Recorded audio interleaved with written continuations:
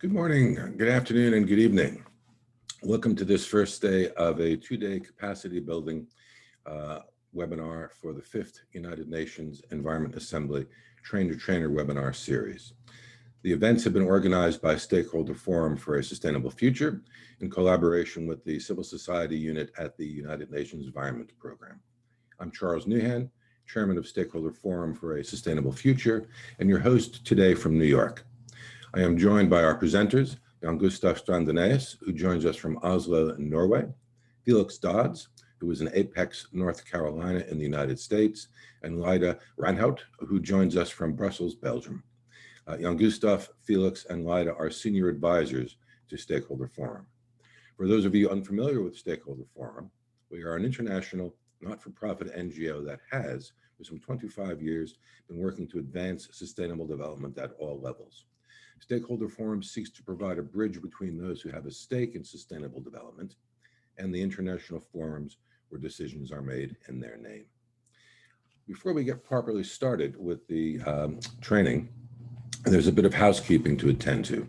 Kindly note that the webinar is being recorded and live streamed on the Stakeholder Forum YouTube channel. And that recording, by way of a link to the Stakeholder Forum YouTube page and a copy of the presentations, will be posted on the Stakeholder Forum website soon. As you will see, all attendee cameras and microphones are muted and will remain that way throughout the webinar.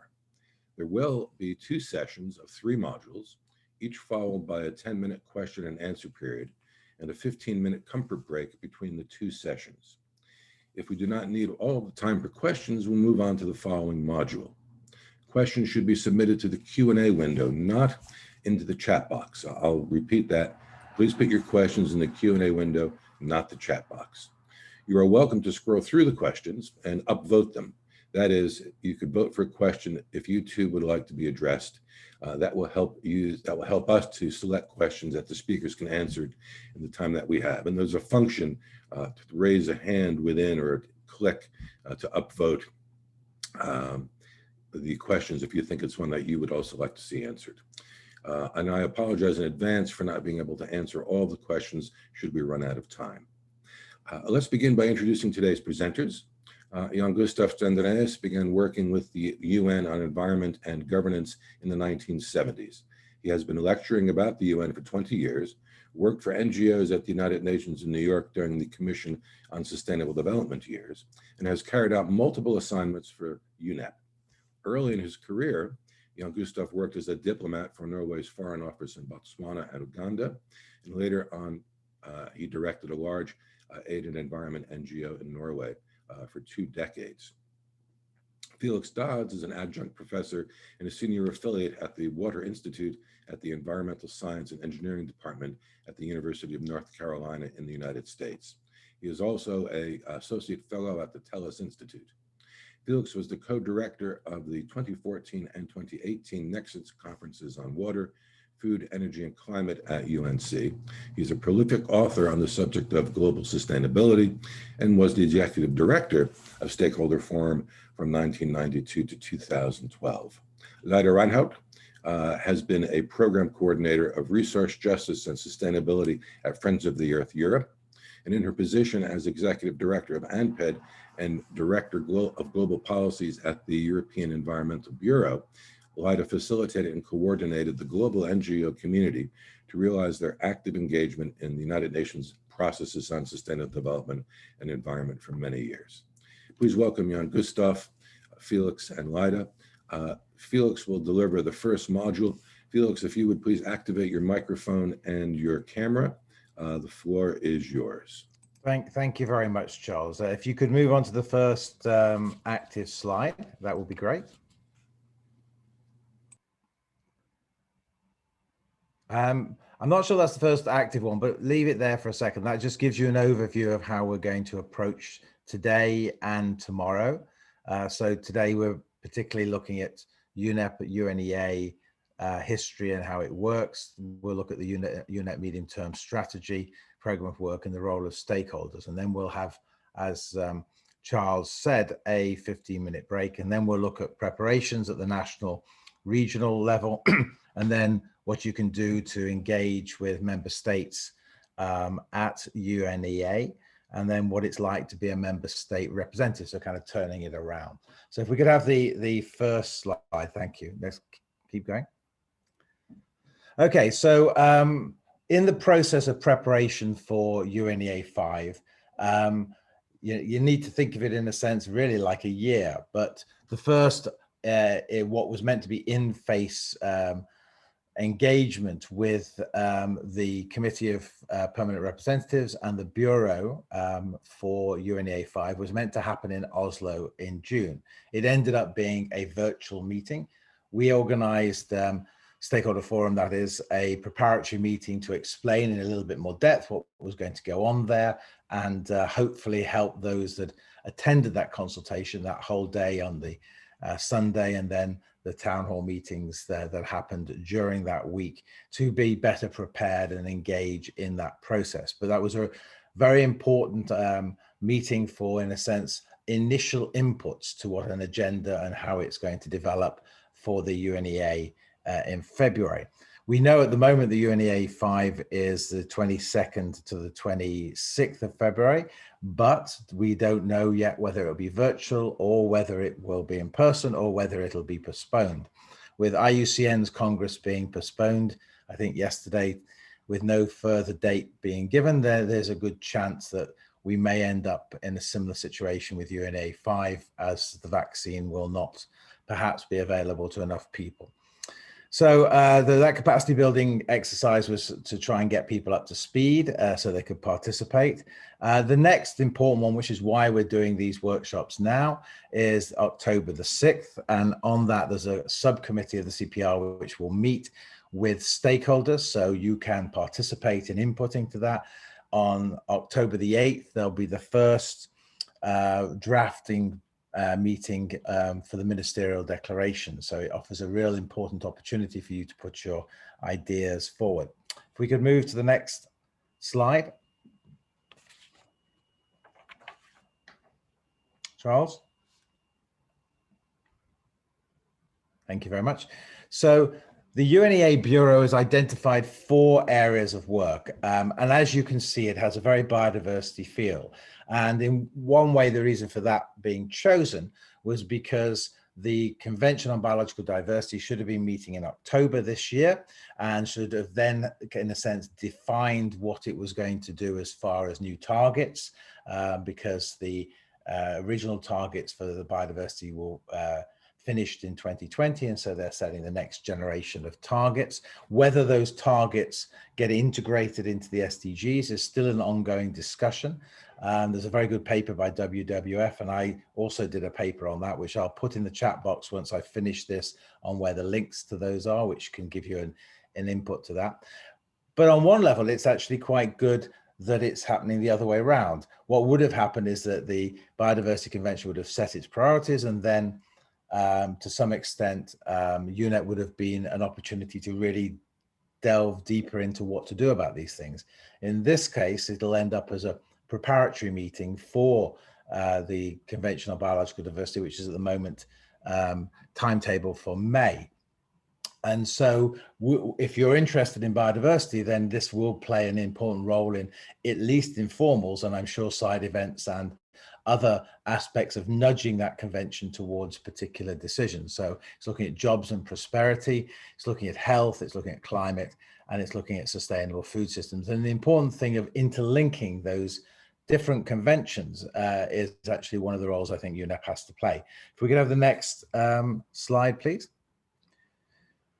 So the Bureau has identified 3 challenges. One of the problems of a meeting, which is about 5 days, is that you can't do everything in that time period. Even though you may have had a preparatory set of meetings to do it, it's not enough to just have a large number of resolutions. And so the idea is to try and limit them to fit in with those 4 themes. And shortly, Jan Gustav will go over the medium-term strategy, and you can start to see how those priorities in the medium-term strategy fit in to some extent, or support the work that will be going on these 4 themes for UNEA 5.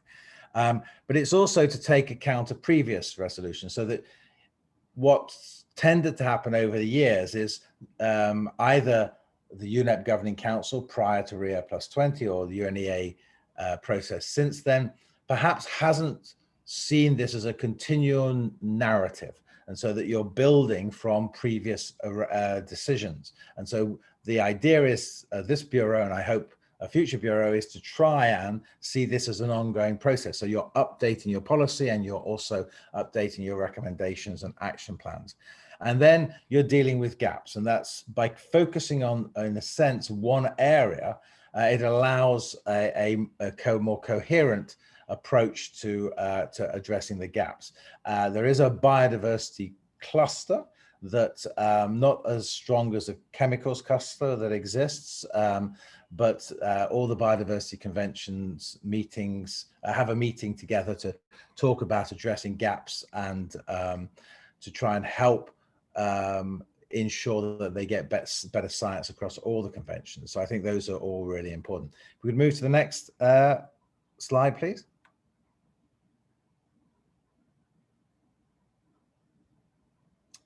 Thanks. There are a number of reports. If you're coming to UNEA, it's good to, in a sense, prepare for it and to have some source material. There's a lot of very good material actually on the UNEP website anyway, but just to identify a couple of things that that might be worth looking at. The future is now the report by the Global Sustainable Development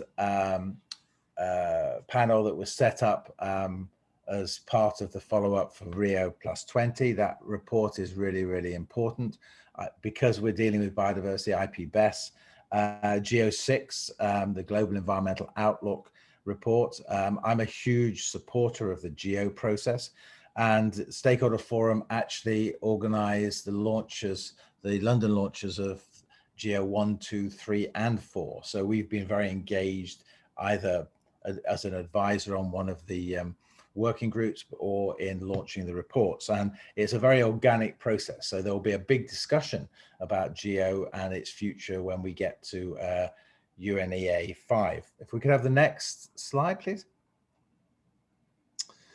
What I didn't mention, of course, is the IPCC report, which I should have done in the previous slide. I mean, there are a number of reports that to some extent are building blocks to help you to prepare your arguments when you're going into meetings with governments. The more you are able to use either resolutions that have been passed or scientific evidence, the better it is that you can to get your points across. So we're in the regional capacity building meetings. It's 4 a.m. here. We did Asia last week, which was I think us in the US starting at midnight. So we're trying to get to as many of the regions as we can, or at least the time zones as we can, to try and help them to prepare.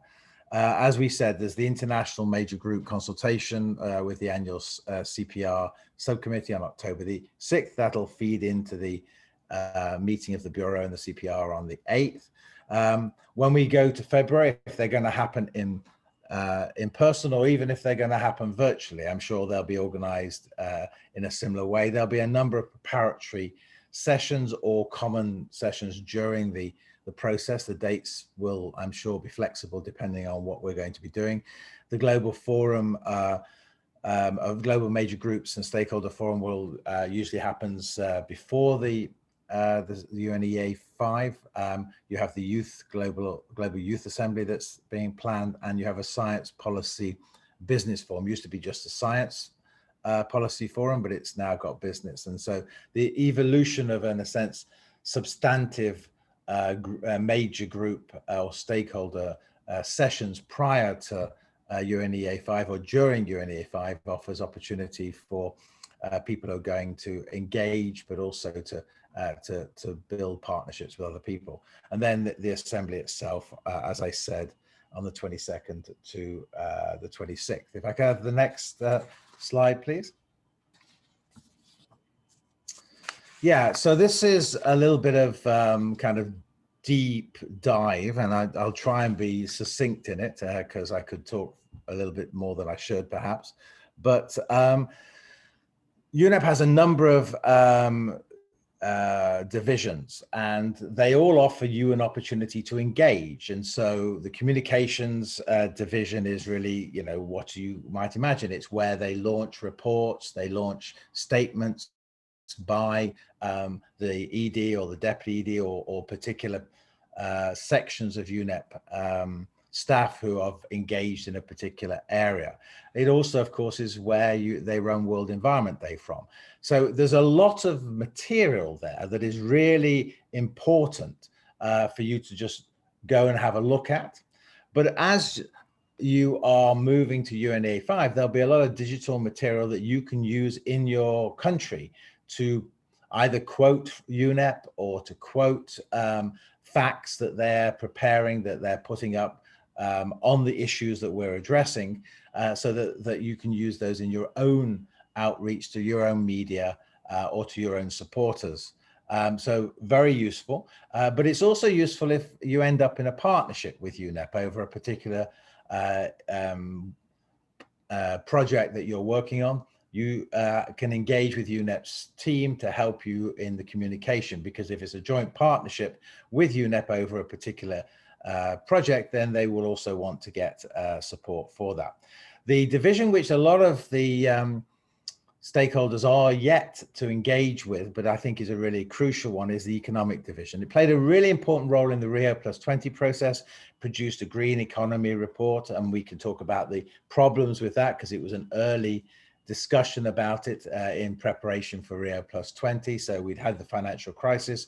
Green economy had been one of the drivers for building back better then, even though it's more prevalent now. You had a number of countries that committed a big proportion of their recovery packages to green technologies or green activities. So I think South Korea was something like 75%, China was 37%, EU money was about 50%, US, Germany, France were about 20%. In the UK, we were very bad. Only about 8% of our recovery package was angled around that. And that extra money then, because of work which was being done on things like renewables, was pushed into accelerating those technologies. But it has three main branches: chemicals and health, and that's where you deal with some of the chemical conventions. UNEP, in a sense, manages the chemical conventions or coordinates it through the clusters, not managing it. Energy and climate, resources and market. And then within that, there's a really interesting bit of UNEP that on the economy that is well worth going to. And it's the partnership that they have with the global finance sector. And it's ones which stakeholders can attend. But they have over the years developed a set of principles to try and move companies and finance in the right direction as far as delivering on commitments on environmental issues and now on the SDGs. There's a principle of responsible investment, which is the longest as far as when it was set up in 2006, but it has insurers that are signed up to it equivalent to $83 trillion. The one which was launched last September was the Principles for Responsible Banking, and 130 banks, so have a check on whether your bank is signed up to those principles. 47 trillion in assets, or 1/3 of the global banking market. So if you can start to hold those banks accountable to the SDGs or to other aspects of the principles, then that's a really important thing to do. The ecosystems division will be crucial for the work that's going on for the next UNEA 5. It deals with freshwater, terrestrial, marine ecosystems, and it also deals with the consequences of disasters and conflicts. So it will play an important role in preparation for UNEA 5. The law division is where we deal with the strengthening of national and international environmental instruments, the supporting of the treaties, the strengthening of implementing environmental laws and regulations, advancing environmental rights, and achieving the global goals. It's been quite critical in the sense to move towards what Klaus Topfer, the former director of UNEP was trying to do at the beginning of the 2000s, which was to simplify the large number of MEAs by bringing them into clusters. They managed to succeed in bringing the chemical conventions into a cluster. They've not yet been able to bring mercury into that, but they have a cluster of conventions on chemicals that meet. There was an approach on biodiversity. There's a committee that's trying to advance, looking at gaps and sharing scientific advice. One could imagine it, because the new director seems to be quite keen on this, that we could see the same on climate with maybe Montreal and climate, and then on freshwater, that by the time you got to 2030, you might have these clusters of conventions that are sharing information, sharing science, addressing gaps, with UNEP in the center. And the discussion on whether to move to a World Environment Organization, a stronger body, would then be back on the table. The science division clearly is where the geo work goes. And if you haven't looked at geo, it's absolutely super for material to be able to use in your own campaigns. They, in 2020 or 2021, will launch Geo 6 for Business, the Global Waste Management Outlook 2 report, the Pollution Summary Tracking Report, the State of Finance and Investment in Nature-Based Solutions, and a synthesis report on the global environment drawn from the latest global environmental assessment. So in a sense, an overview of what's happened since the last UNEA. So really, really important, and is the bedrock to UNEP. The science base of the organization is, in a sense, the bedrock to policy decisions.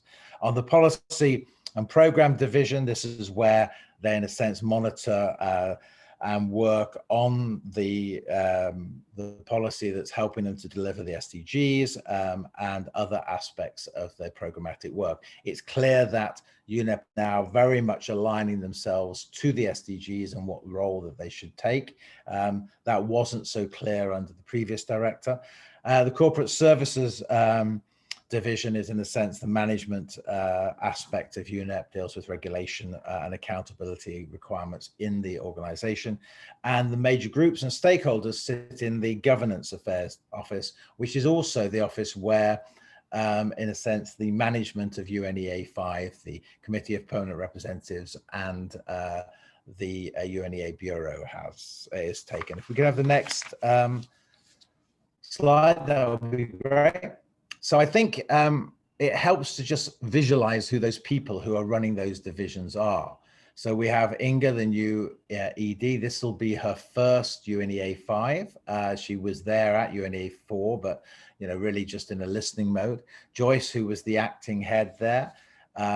You have Satya, who's the head of UNEP in New York, and they have 2 assistant secretary generals, 1 under secretary general. The 2 assistant secretary generals are Joyce, and then Satya deals really with the interplay with other UN agencies in New York, but he also chairs the Environment Management Group, which is all the UN agencies that work on environment. And they've been working on the interlinkages between different issues and what role UNEP can play to support other UN agencies, or what other UN agencies or conventions can do to support the work that UNEP is doing. So if you go to the Environment Management Group website, it's really interesting to see what they're doing. Jorge is, in a sense, the overarching director for the work that we do on major groups and stakeholders, but also does the work, as I said, for managing UNEA.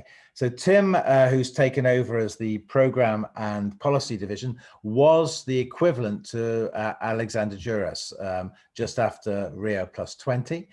So he's a big supporter of stakeholders.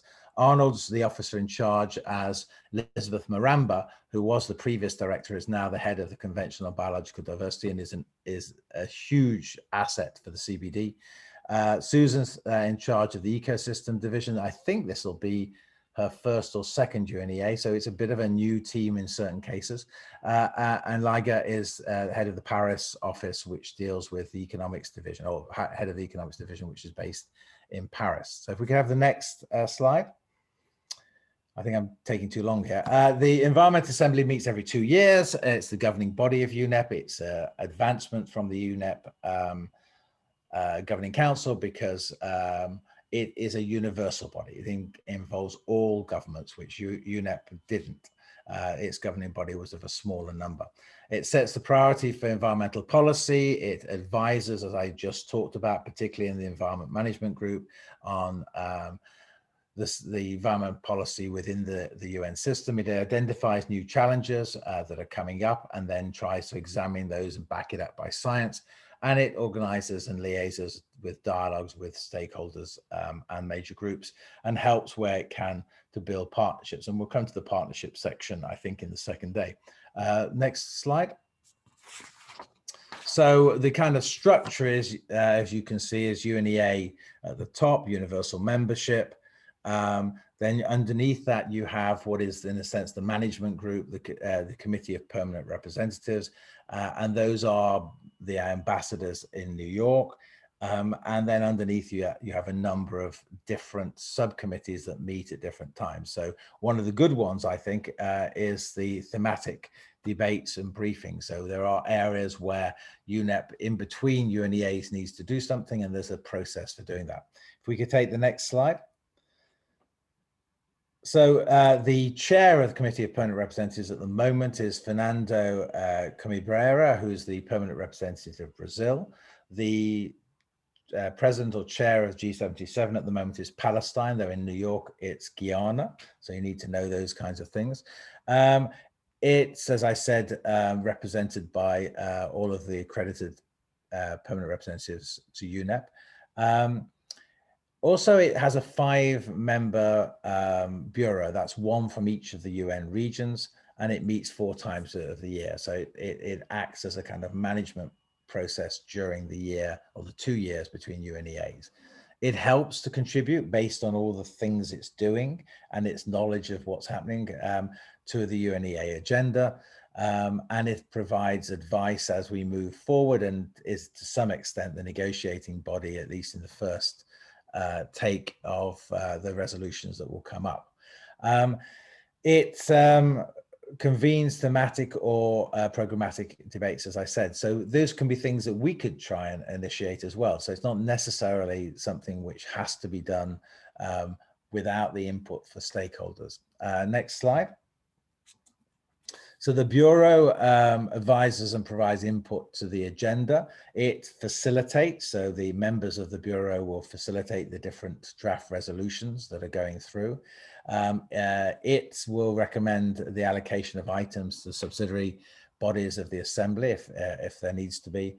And it will try and ensure that there's a coherent and complementarity between the work the CPR has done and then the Assembly as it moves forward. So there's a little bit of a play between the two bodies, but if they're working well, which they are at the moment, then they actually are better. They're more than the two individual organizations by themselves. If we could have the next slide.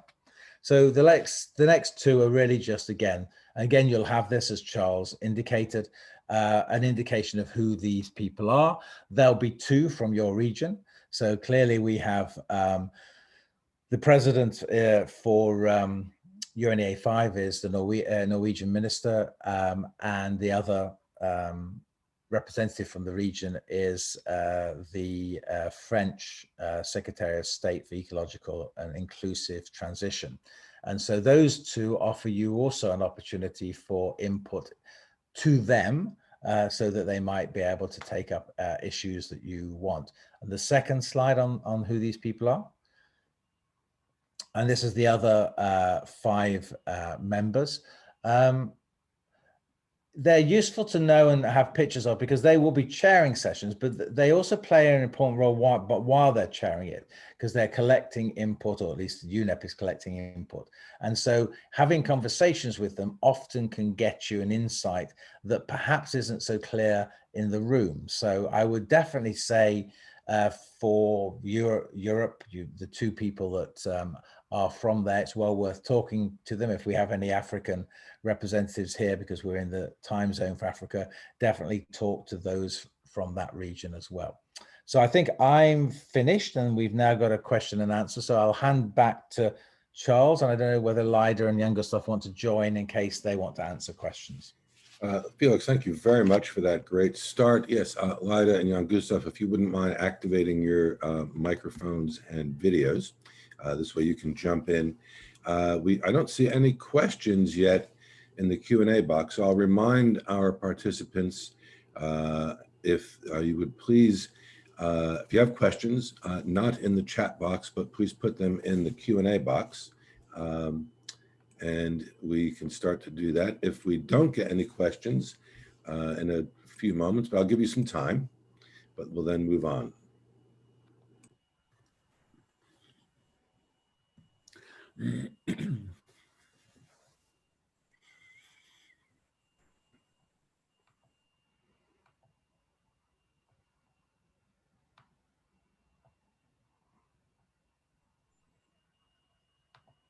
Okay, we have one question.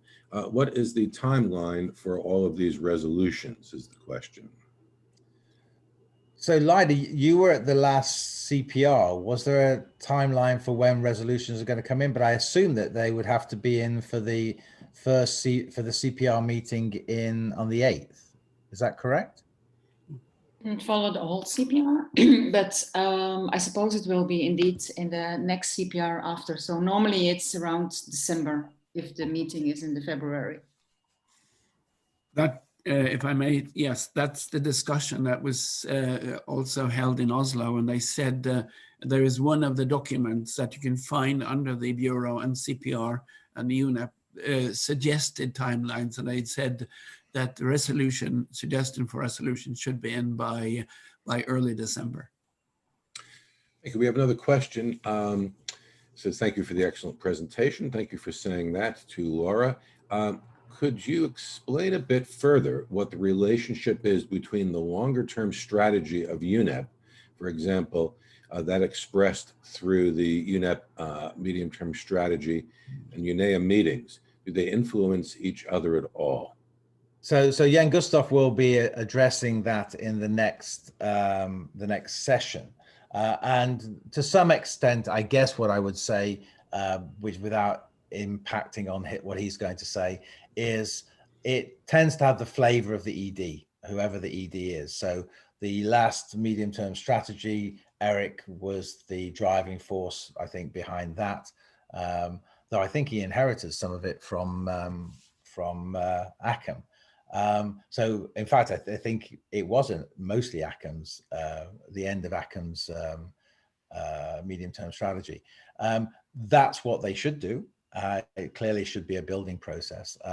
It's something which we would definitely support in the context of stakeholders, because you'd want to have a continual narrative that you're building on. And I think one of the great things about UNEA is that with this 2-year process, I think we're now moving into an understanding of the need for a common narrative. We have goals on the different biodiversity, climate conventions, other areas. We have the SDGs, and then the question is, what role can UNEP play in helping to deliver that? And then where are the gaps that UNEP can play, and how can they be addressed best in the medium-term strategy as we move on? We've had another question. It's, I suppose, more of a comment. I will suggest that observer of accredited NGOs to be allocated funds so that they can easily expand both the organizational work. A fund limit may lead to delay of progress. I think that, you know, there's clearly a need for funding for developing country participation in UNEA and other international meetings, and usually the bodies that are around that, so in this case I guess it will be UNEP's Civil Society Office, often have some allocation of funds which they are able to help a certain number of individuals engage in that. That will tend to be from developing countries. It won't be from developed countries. So if you're from the European region, it's unlikely that that will be part of it. The other thing I think to just say is that, you know, it's a responsibility of all of us to in a sense try and find funds, and we have a section of the workshop tomorrow which deals with fundraising, because we felt that was an important additional discussion to have. Thank you, Felix. We have another question. Do you know who the regional coordinators for the member states' regional groups are? And if they will remain the same at UNEA 5, if it happens in February, considering that some regions rotate this role every 6 months? So in the context of the organization, those have been set for 2 years. They're part of the Bureau. As far as the Africa group, the Asia group, etc. In New York, it's normally a year. So if it's every 6 months, that's news to me in UNEA. That we can find out and add that on, unless someone knows who those are. Okay, we're gonna ask one more question, then we have to move on. Let's see. Let's see. Any link or relationship of UNEP with ISA on deep data and sustainable marine ecosystem management? ISA, does that ring a bell? International Seabed Authority. Thank you. So Lida, you're an expert with Jan Gustav on this, aren't you? Yeah. So what was the question again? Because I don't see. Is there any link or relationship between UNEP and ISA on deep data and sustainable marine ecosystem management? No, that's one of the big complaints there is on the ISA, the International Seabed Authority. There is not a lot of transparency. They work on their own island. Yes, I mean, one of the things that even the Commission asked is in their biodiversity action plan to have more transparency for the ISA. But no, there is no real connection. Go ahead. Yeah, just a comment to that. Because of questions being raised in connection to the ocean, as we are entering now the decade of science for ocean, we're writing. I'm writing a paper that will be uploaded on Stakeholder Forum on how to access the different bodies that work on the oceans, and also deal a little bit with the linkages or the lack of linkages that Lida emphasized. So this will be an information paper that will be available in about 2 weeks, 2 to 3 weeks time on Stakeholder Forum's website. I just like to say that recently Biliana, who headed the Global Forum on Oceans, died, and so I've got a obituary on my blog, which you may want to read. She's played a critical role since the Johannesburg process in these world conferences on oceans, and doing work on black carbon and other things in the context of the climate change. We've lost an ocean hero in the last month. It's very sad, but there's a lot of work to be done on the oceans, and we haven't finished the negotiations on beyond national jurisdiction, which was set up as one of the key outcomes from Rio +20, which still partly the process has been stopped because of the COVID-19 situation. Well, Felix, thank you for that. Maybe while one of the others is speaking, you could pop that link to the obituary into the chat box so others can see it. Well, I'd like to thank you, Felix, for that presentation. We'll move on to the next session, which is going to be delivered by Jan Gustav. Jan Gustav, you have the floor. Thank you very much. Well, thank you very much, Charles, and thank you, Felix. Let me just reflect what Felix said at the very end of his statement about the Bureau and their presence at UNEA 5. They are very approachable, and if you can't reach the Bureau members, they also have a very approachable staff which can link you to these people. And I know that the Norwegian Minister of Environment, Mr. Rotevatn, is a very, very approachable man who's got very strong connections to not the least youth organizations in Europe. So don't be shy and don't be taken aback by the fact that they have titles. They're very, very knowledgeable people. So let's move into what is the medium-term strategy and the program of work. I often say that the MTS, the medium-term strategy, and the POW, the program of work, is almost the heart and the soul of UNEP, because this is where you find the operative part. And the last one lasted from 2018 to 2021, and it was well prepared. This is not something that is just happening on a one-year basis or a year and a half before the UNEAs come up. This is based on very serious work and negotiations, and outreach to member states. And then, of course, it's being negotiated also throughout the last part of the process. Before you have the MTS, you have context analysis, you have an overall strategic focus. Felix mentioned a few of those already.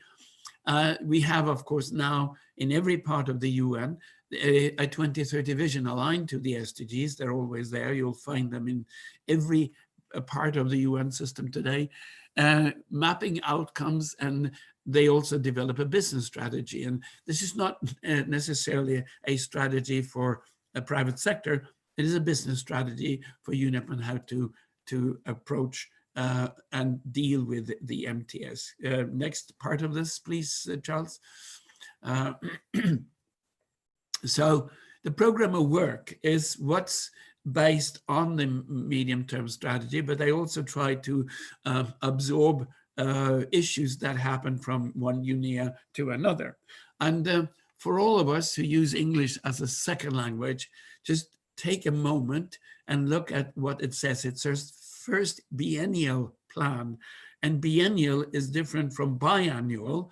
Biennial means every 2 years, and biannual is twice a year. So the first biennial plan, results, baselines, and targets and budgets are being put into the discussion when you have the program of work, which is being decided on by UNEA. Next part of the slide, please. The program of work is the second biennial, so you have 2 program of works being developed in the MTS period, and of course you have revisions based on emerging issues, as I said. And the next part, please.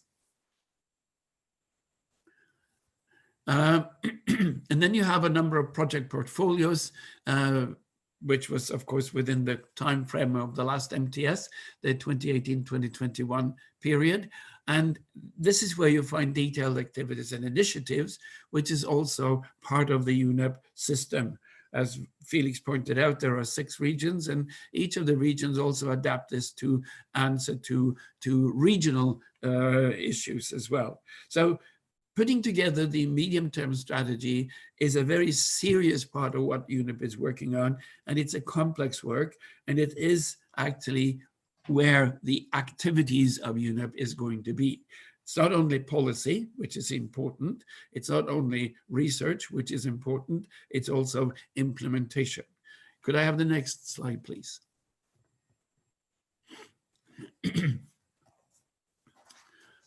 And the next is coming. So there are 3 strategic pillars of UNEP's vision for the next MTS, the medium-term strategy. Felix already mentioned this because this is now being instrumentalized as the Bureau and the CPR and the Secretariat are working. We were invited, we being the non-state stakeholders, the major groups in civil society, were invited to an August meeting on discussing elements of the MTS, and we were also been given a very good introduction to the thinking of how to develop the MTS by Jorge Lagunas at the time.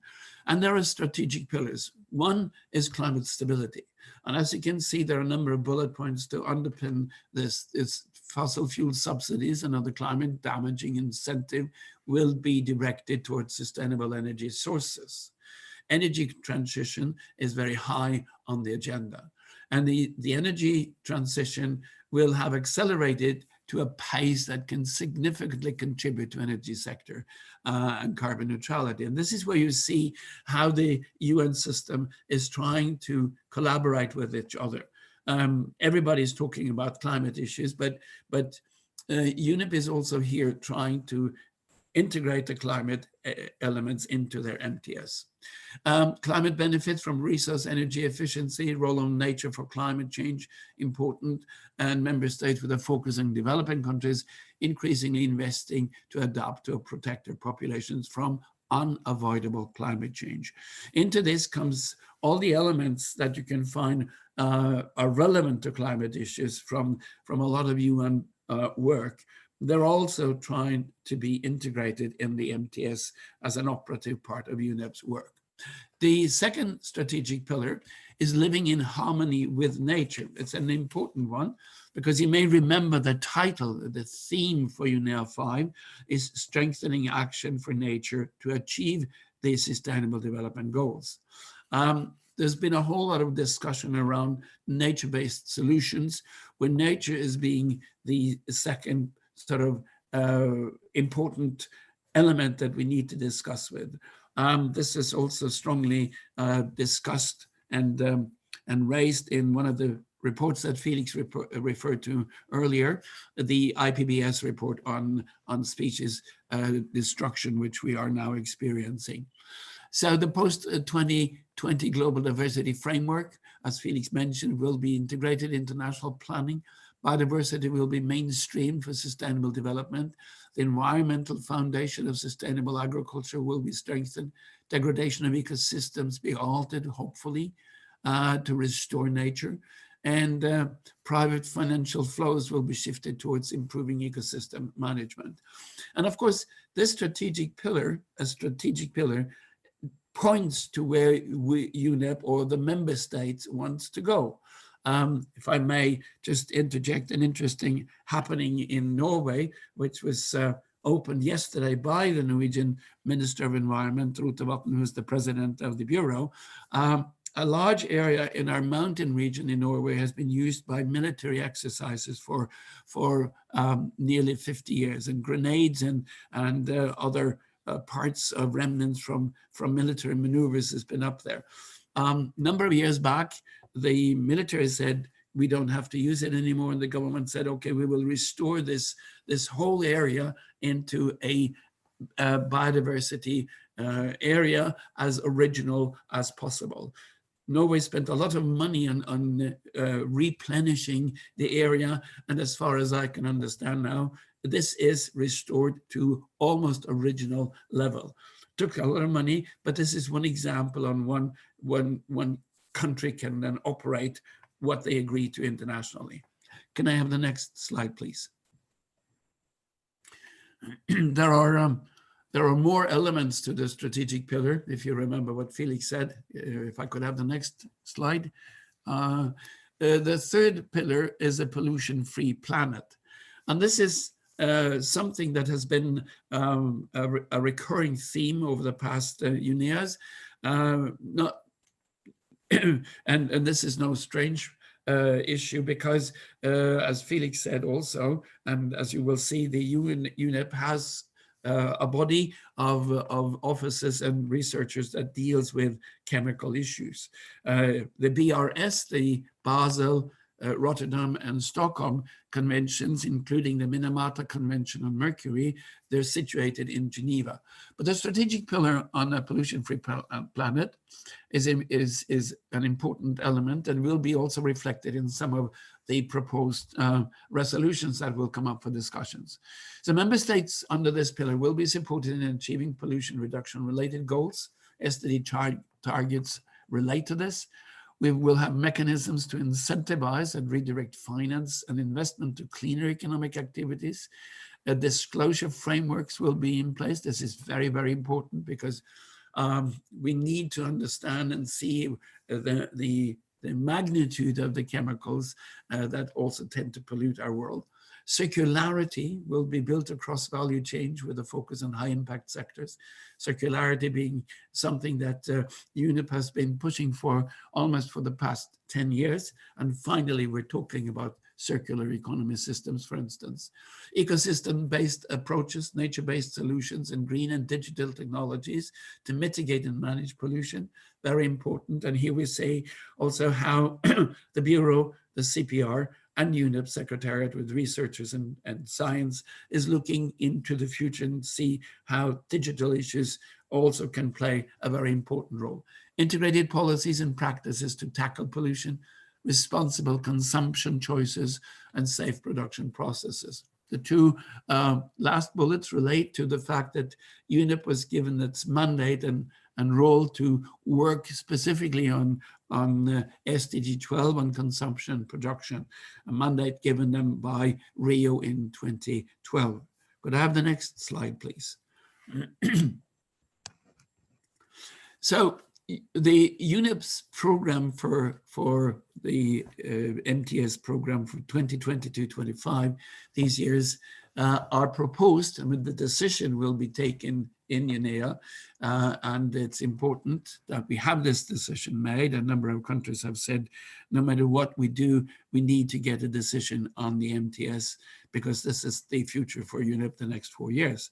So what they tried and to put together in the medium-term strategy is thematic programs, foundational programs, and enabling programs, a division which is interesting to look at because it breaks the more traditional way UNEP and UNEA has been looking at this the previous years. You have 3 areas under thematic programs: climate action, nature action, and chemical and pollution action. Foundational programs, science policy, which has been a mainstay of UNEP, and environmental governance. UNEP is the only, to my mind, multilateral organization specifically dealing with environmental governance, and we'll come back to that later. We'll talk about rights-based issues as an element of this. And then the enabling programs, finance and economic transformations, and Felix mentioned this very strongly under the economic division of UNEP, and of course, digital transformation being a very important element of the MTS. It's not decided yet. As Felix said, there will be an important meeting in October this year where the Bureau and the CPR, mostly CPR, will be discussing these issues that come into the MTS. Next, please.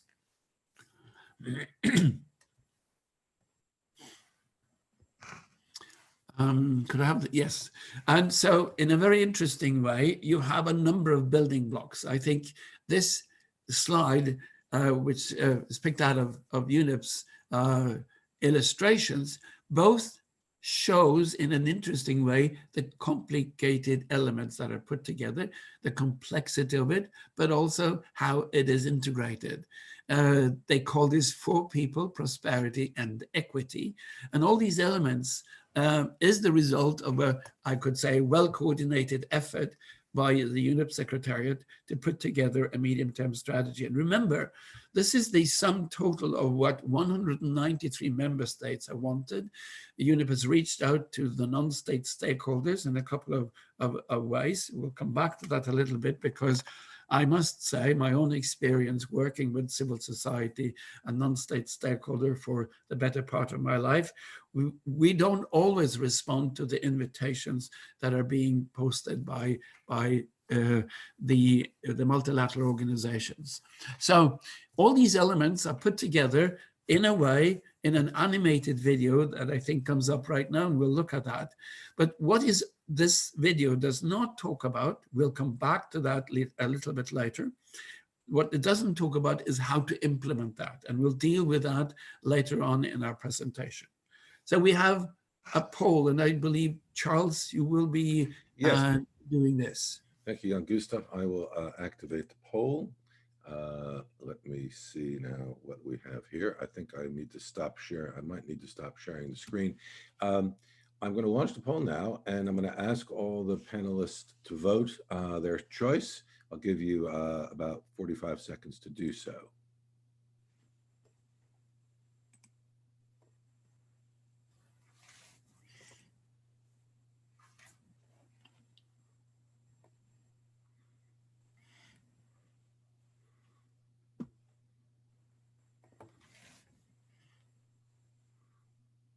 Okay, we're getting a good, we've got about 50% of people who have voted.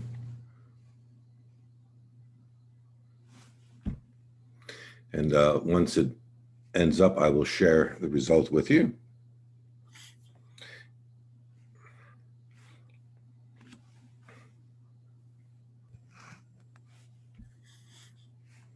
I'll just also say while this is finishing up, I noticed that some people are raising their hand in the chat box. We're not going to be activating microphones. So if you do have a question, if you please put it in the Q&A box, and then we'll certainly be happy to get to you.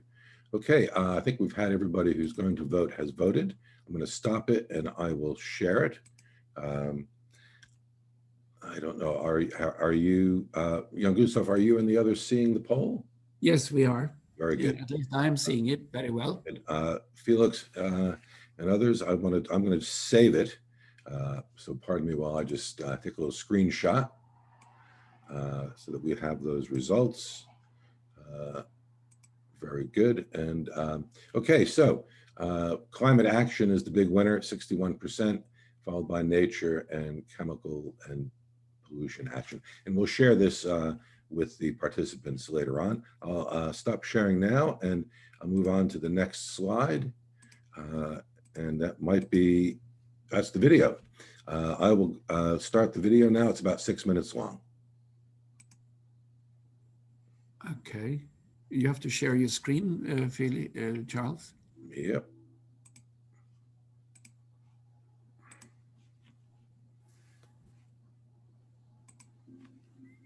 Developing our next medium-term strategy for the period 2022 to 2025 is one of the key goals of our transformation process. Our next strategy, accompanied by our programs of work, will draw the contours of the UNEP we want and the UNEP the world needs. An organisation with a more coherent, transformational focus that can truly be a catalyst for shifting the needle on the environmental crises we face. The strategy development process is ongoing with discussions and engagement with key stakeholders until the final text is adopted by member states at the United Nations Environment Assembly in early 2021. UNEP is a science-based organisation.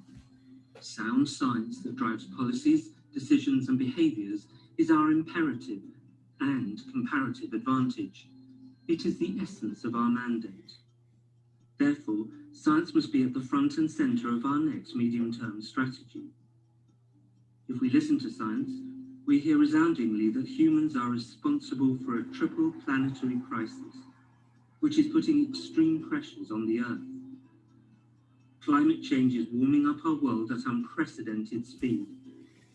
We are witnessing an alarmingly rapid decline of nature and loss of ecosystem integrity. Economic growth is leaving behind an increasingly large brown tail of pollution and waste. We need to look no further than the global pandemic caused by COVID-19, a disease transmitted from animal to human, to know that the finely tuned system of the natural world has been disrupted and that the health of our planet is ailing. The common thread running through these crises is unsustainable production and consumption, driven by our relentless and unlimited extraction of resources from the Earth. Acting on this triple crisis will form the core of UNEP's strategy for the next 5 years. Our strategy is beginning to shape up around 3 thematic programs, supported by 2 foundational and 2 enabling programs, for a total of 7 sub-programs. The 3 thematic programs will revolve around action for climate, action for nature, and action on chemicals and pollution.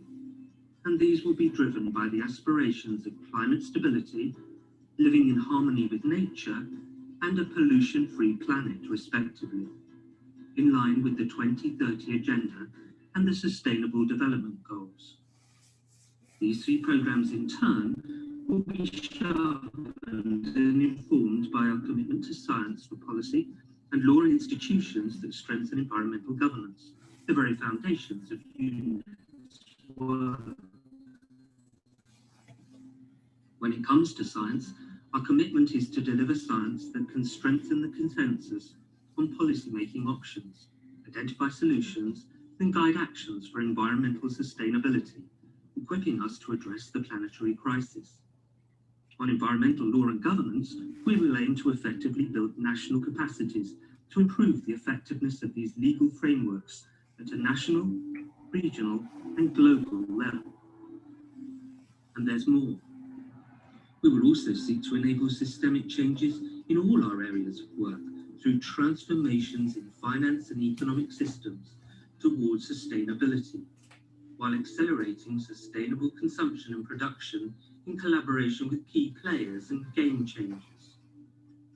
We will also capitalise on the best and emerging digital technologies to allow us to share our environmental knowledge and insights while ensuring that we are deeply connected to the world that surrounds us. All of this work will be amplified and scaled up through our multilateral environmental agreements, to which UNEP provides a docking station in the realm of international environmental governance. As we act on the 7 programs, we will also have to invest in several cross-cutting areas. We will work on transformational shifts in the gender sphere, operationalizing gender dimensions and non-discrimination issues in all of our programs. We will strengthen our work on special needs of vulnerable states affected by disasters and conflicts, and protecting nature as a tool for peace and resilience. We will capitalise on the UN reform to lift up our country-level work to new heights and build sustainable development frameworks that effectively integrate environmental priorities. Increasing our efforts in these areas will be critical to enable us to maximise our impact. We are not there yet at the end of the transformation journey. The months ahead will continue to be critical for the development of the medium-term strategy. While we engage openly with our member states, we will continue to ask for your feedback, ideas, and involvement in the process, so that we can deliver a strong, comprehensive, focused, and impactful strategy. Our collective efforts will continue to be a help to build on the pathway to a truly transformational strategy and ultimately a transformed UNEP.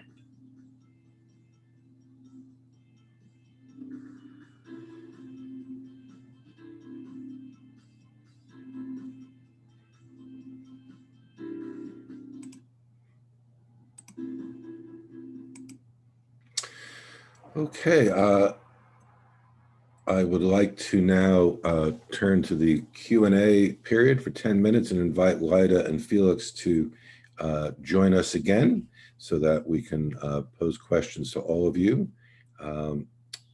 Let me begin by opening up the Q&A box. Okay, we've got quite a few questions. Let's see where we're going to begin.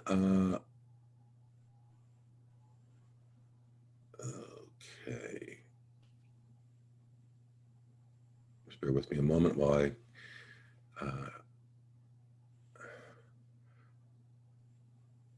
here we go. One question, you mentioned that the science division is the bedrock of UNEP, and a series of publications will be released in 2021. How are civil society actors involved in this? I think, Felix, you could do, because you've been involved in the GEO work. Yeah, I mean, so in fact, there was for those that have already been, I guess, active in UNEA over a number of years, there was an invite sent out for GEO 6 or 7, I think 3 weeks ago, inviting stakeholders to come to a number of consultations, which I think was last week, to enable input onto the design process as we move forward.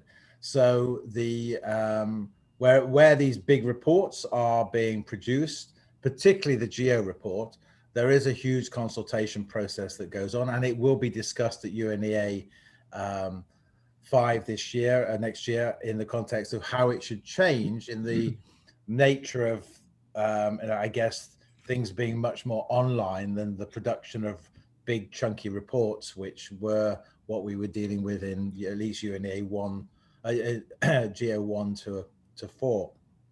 So in these circumstances, part of it is getting a relationship with the ecosystem division, so that they know you exist. I mean, if you haven't contacted them and are interested in these areas, my experience has been they're hugely appreciative. My memory again is that for the geo reports, even the academics who help to oversee it and the production of it, those are not from UNEP, but from stakeholder groups, are often the scientists or academics that they're using, and they provide that support mostly free in a sense. So I think it's very open. Contact the ecosystem division, suggest if you have expertise in a particular area that you would love to get involved, and I don't think there'll be a problem. There is also an opportunity to actually write what I would say well formulated and well researched thematic papers, and being published also by the civil society unit. So you can contact Alexander Juras, who's the chief of the civil society unit. And if you have a thematic element or a theme that's relevant to the overarching theme that UNEP or UNEA has, or anything that you think is relevant directly to strengthening action for nature, you can write to him, and he will be able to help you to formulate or to format, a paper under a series of papers that they publish. And you'd be surprised how often that these thematic issues that are raised by stakeholders find their way into what we could call public and official discussions. So there are several opportunities, but I think what both Felix and I and Leila will say, you need to be actively engaged and look at what's happening. So visit the UNEP websites quite often, because that's where you see the invitations. Thank you both. The next question is quite a complex one. I'll read it out, but you three might want to look at it. It's from Laura Shafley at 5:02 a.m. It says, pollution is a strategic pillar in the next UNEP MTS, which is an excellent addition. However, note that the language around pollution in the MTS is focused predominantly on environmental consequences and strategies to address them. This is important, but neglects the fact that pollution kills 9 million people per year, 92% of which the deaths occur in low and middle income countries. It also does not reflect the substance of UNEA 4 declaration on pollution, which pointed specifically to human health impacts.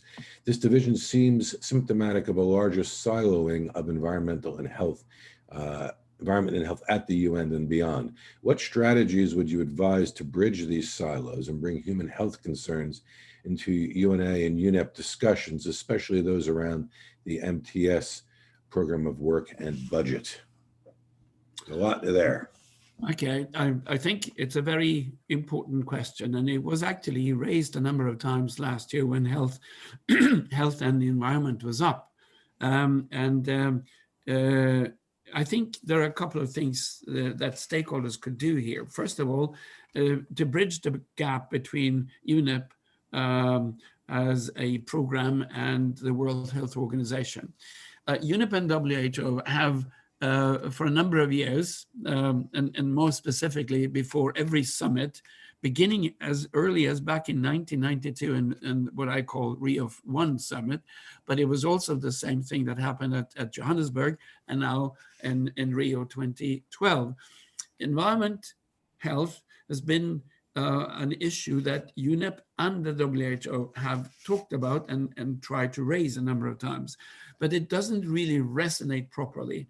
And I would say maybe what we're experiencing now with the pandemic is a game changer. It's an issue that needs to be pushed, but it needs to be pushed also, and I will come back to that when we talk about lobby strategies, at home as well. I think we'll not talk about this too much today, but you need to engage with your government at home and then make them also see the connections, because ultimately the program of works and the MTS is the result of member states' decisions. We have an alert and very engaged secretariat using all their strength and energy to put together this, but they are either encouraged or not so by the formal decisions that will be taken in February next year. And there's ample time to add these things and write papers and put it into the CPR or the Bureau or even directly to the UNEP Secretariat. I know, Felix, you have something to say here. Yeah, I would be more directive than that, because I think it's a really good point. And I think, you know, as we indicated, the CPR can have thematical discussions in between their meetings. I would approach Alexander to have a discussion with the chair of the CPR and suggest a online discussion for the CPR between now and the end of the year, where you would be able to bring WHO experts in and do a panel discussion. If we were able to travel, we would do it in person. You'd organize basically an orientation meeting. In New York, as I'm going to mention later, there are friends group meetings which play this role, where you would have a friends group meeting of those countries interested in this issue, and that will be a way of educating them. It's problematic because you really have in Nairobi, you have Foreign Office people. And so what you're dealing with is educating them about the interlinkages between what they predominantly deal with, which is the UNEP portfolio, and maybe the Habitatus portfolio as well, as they're based in Nairobi. I would be looking to do a half-day workshop on all of these issues that you raised in October after the CPR. Jointly, if possible, jointly with the CPR. You said, Alexander, Felix, you referred to Alexander Jura as the chief of the civil society unit. Yeah. Lida, did you? Yeah. I think this is indeed a crucial question on the relationship between environment and health. It's also something that the Secretary General of the UN also noticed. So he already asked for more attention for having, mostly on the human rights, for having a clean and healthy environment. He asked for that. For that also we have memorandums of understanding with the WHO, with UNEP. Another thing, but I will talk later, tomorrow on this, is you can also use the Human Rights Council, because it is a human right. So having the right to a healthy environment is also something that is getting more and more attention in the Human Rights Council as well, related to the environment. So you have several ways of putting this really on the agenda. But I agree, it's often quite siloed, but I think it's also the role of civil society to connect those dots and really stress for these interlinkages. The SDG framework is of course one of the instruments that we can use in relating those issues. And also, just quickly, when we talk about chemicals and the pollutions, I want to alert you to the fact that UNEP body, or the affiliate body of UNEP in Geneva, called the BRS Secretariat, I referred to that earlier, the Basel, Rotterdam, and Stockholm Secretariat, do usually have their COPs, their Conference of Parties meeting, which is also open to civil society, in April every year. And it is supposed to play into also the discussions that we have in Europe. So it's a question of being alert to what's happening, because the UN is offering a lot of opportunities that often is missed by civil society, maybe because we're not really focused on their websites. So read and be vigilant. Thank you. Thank you, three of you. There are a number of questions about stakeholder engagement, which is the next section that's going to be delivered by Lida. So I won't pose that. I think they'll be answered adequately in the next section. There's also some questions about repeating the names of people in various units, but all the participants will get these slides with the names of all the people on them, so we won't spend time there, as we are running a little bit late. So I'm going to suggest that we, let me just see, there's one other question. Okay. Well, this is a good question. I'll leave it to you for a quick answer. How does your work link to the global agenda for environmental governance, like the Sustainable Development Goals or financial development? How does our work relate? Is that? Well, I suppose maybe reference to, this says our work, but maybe think in terms of UNEP, probably makes sense to answer it in that context. Well, I think we can also I can raise that. I mean, I can answer that in the next session, I think. Yeah. Next session. Okay, very good. Okay, well, that Charles, If it doesn't also come back, to say I that, can just ask again. also to say that environmental governance has been a mainstay of stakeholder forums. So if whoever is interested, go to our website, you'll find a number of papers that address these issues in different ways, and both critical and analytical. And all of us also do give a lot of lectures on environmental governance, which is a very fascinating and challenging part. But as Leila said, we'll come back to that a number of times also. But while we're here, we'll do a plug for our recently published report, HLPF, Is It Fit for Purpose, which you can download from the website, and was based on a pop-up event we did during the high-level political forum earlier in the year. And I think, there's a whole lot of work in and around trying to make UNEP engage better with the conventions that either are under it or that it, to some extent, has played a role in birthing, such as the UNFCCC. well, and I thank you for your contributions during the Q&A, and thank you for that plug, Felix. We'll now move on to the next session. So I'll ask Felix and Jan Gustav to silence, and we'll give the floor over to Leila on the role of stakeholders in UNEP and UNEA. Leila, over to you.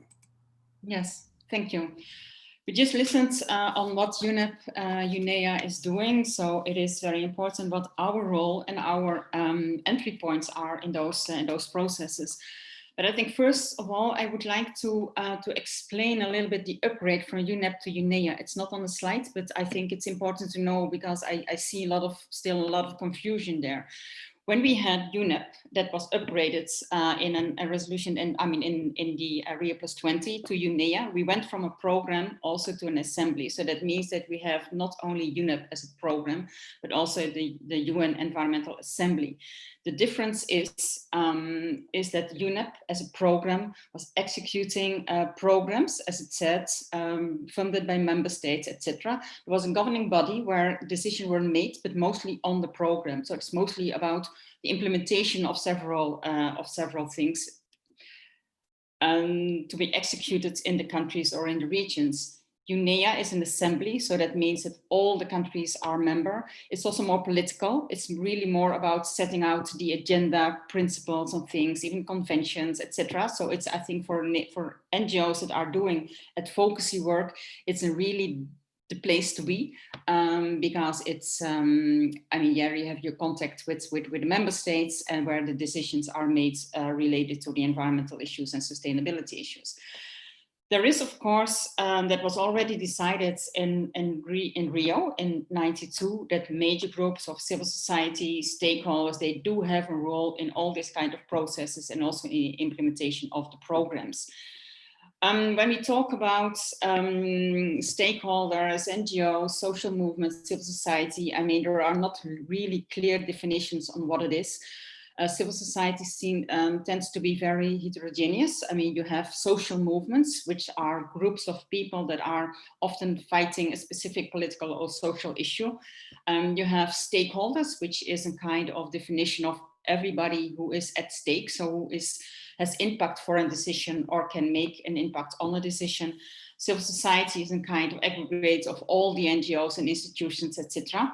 We exclude there the academics, researchers, universities, local governments, because they are, let's say, part of a government, official, and foundations. Foundations we see as foundations that are funders for several NGOs or groups or social movements. It is important if you want to be active in global processes that you feel a kind of global citizenship, so that you put your own interest on a higher ambition, which is the global or the common interest of the planet and everything that is on it. Next slide, please. Next slide. Yeah.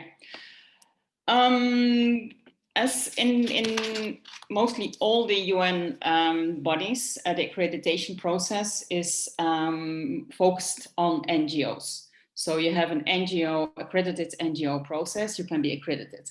But even within the NGOs, you have several organizations. I mean, there is also not really a one definition on what is an NGO. I mean, you have the bingos, which we call the big international NGOs, that can be WWF, BirdLife. I mean, you have several really big NGOs. You have the bongos, which is the business organized NGOs. You have private sector. They often also create an NGO, which is a kind of defending the interests of the industry. So you have the International Mining Network. It's all big mining companies, but they also have their own NGO. It seems an NGO, so looking at the bigger picture and the common interest of let's say our planet and the people and what's on it. But it's really defending the business interests. So you have to be careful on what kind of NGO you're dealing with. You have the community-based organizations, which are grassroots organizations, etc. As I said, civil society organizations are quite broad. Within UNEA, they sometimes also seem to differentiate the environmental NGOs. I think it's a little bit outdated because I don't think you have a lot of NGOs that are only working on environment. It's often already in a bigger or broader picture on sustainability, etc. You also have also an NGO, a type of NGO you have to take care of, which is the governmental organized NGOs. So some countries, it's not so evident or not so obvious to have your own NGO with free speech, etc. So you have NGOs that are mostly dominated by the government and also speak the language of that government. And that's what we call the gongos. Can you push the button twice?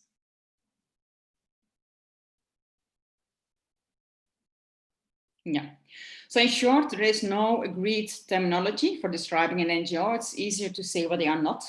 So it's not a part of the government, and it's also not organized primarily for private profit. It's really an NGO that is, an NGO is an organization that works for the common good. Next one.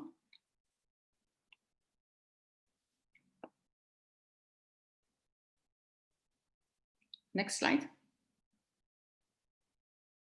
Yeah. In Agenda 21, they differentiate 9 major groups. As I said, most of all the organizations being part of a major group are, let's say, in a sense, an NGO, apart from the local authorities and business and industry. So you have 9 major groups. We have women, children and youth, farmers, NGOs, indigenous people, workers and trade unions, science and technology, local authority, business and industry. So 9 major groups. In the Rio process, because it was also mentioned in the Rio +20 outcome, that it was changed into major groups and other stakeholders, because some groups felt not really be part of one of the major groups, and that's why they created not other major groups, because that was too complicated and also opening a box of Pandora if you start to discuss the existence of the 9 major groups and why not other major groups. The political context can be in that way that we end up with less major groups. So that's why they decided, okay, we keep with the 9 major groups and we put other stakeholders. In the Rio process, you see that the elderly people, people with disabilities, managed to be kind of accepted as other stakeholder. The same for multi-sectoral networks that cover more than 1 major groups. In the Rio process, we had the Beyond 2015 network, which was NGOs, trade unions, and farmers, etc. So they also managed to have a kind of own seat within the whole process, or an own say in the whole process. At UNEA, we don't see that much, not yet. So there we still work with mostly with the 9 major groups. and the other stakeholders are getting part of the NGO major group. Next slide, please. Thank you, Lyda. We now have another poll. Okay. So I'm gonna pop that up for a moment, and we'll come back to you. Let me launch it. Okay, we're going to stop sharing that. We're going on to the next poll. Okay, as you can see, of the 9 member groups, I'd like to ask the participants to please make a choice of which of the 9 major groups you are a part of. And we'll let that go for a few moments until we get, and we're getting some good results.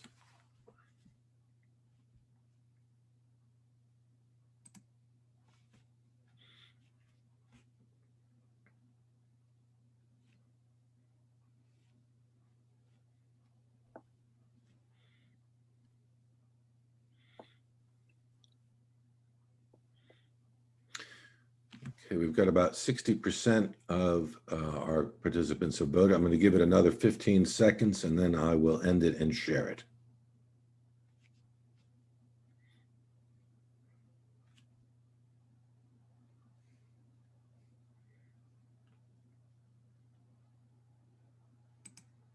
Thank you very much. I will share. If one of the panelists can let me know, are you seeing the shared results? Yes. Very good. Pardon me while I just, I'm also going to try to save it now while you're all seeing it. So bear with me just a moment.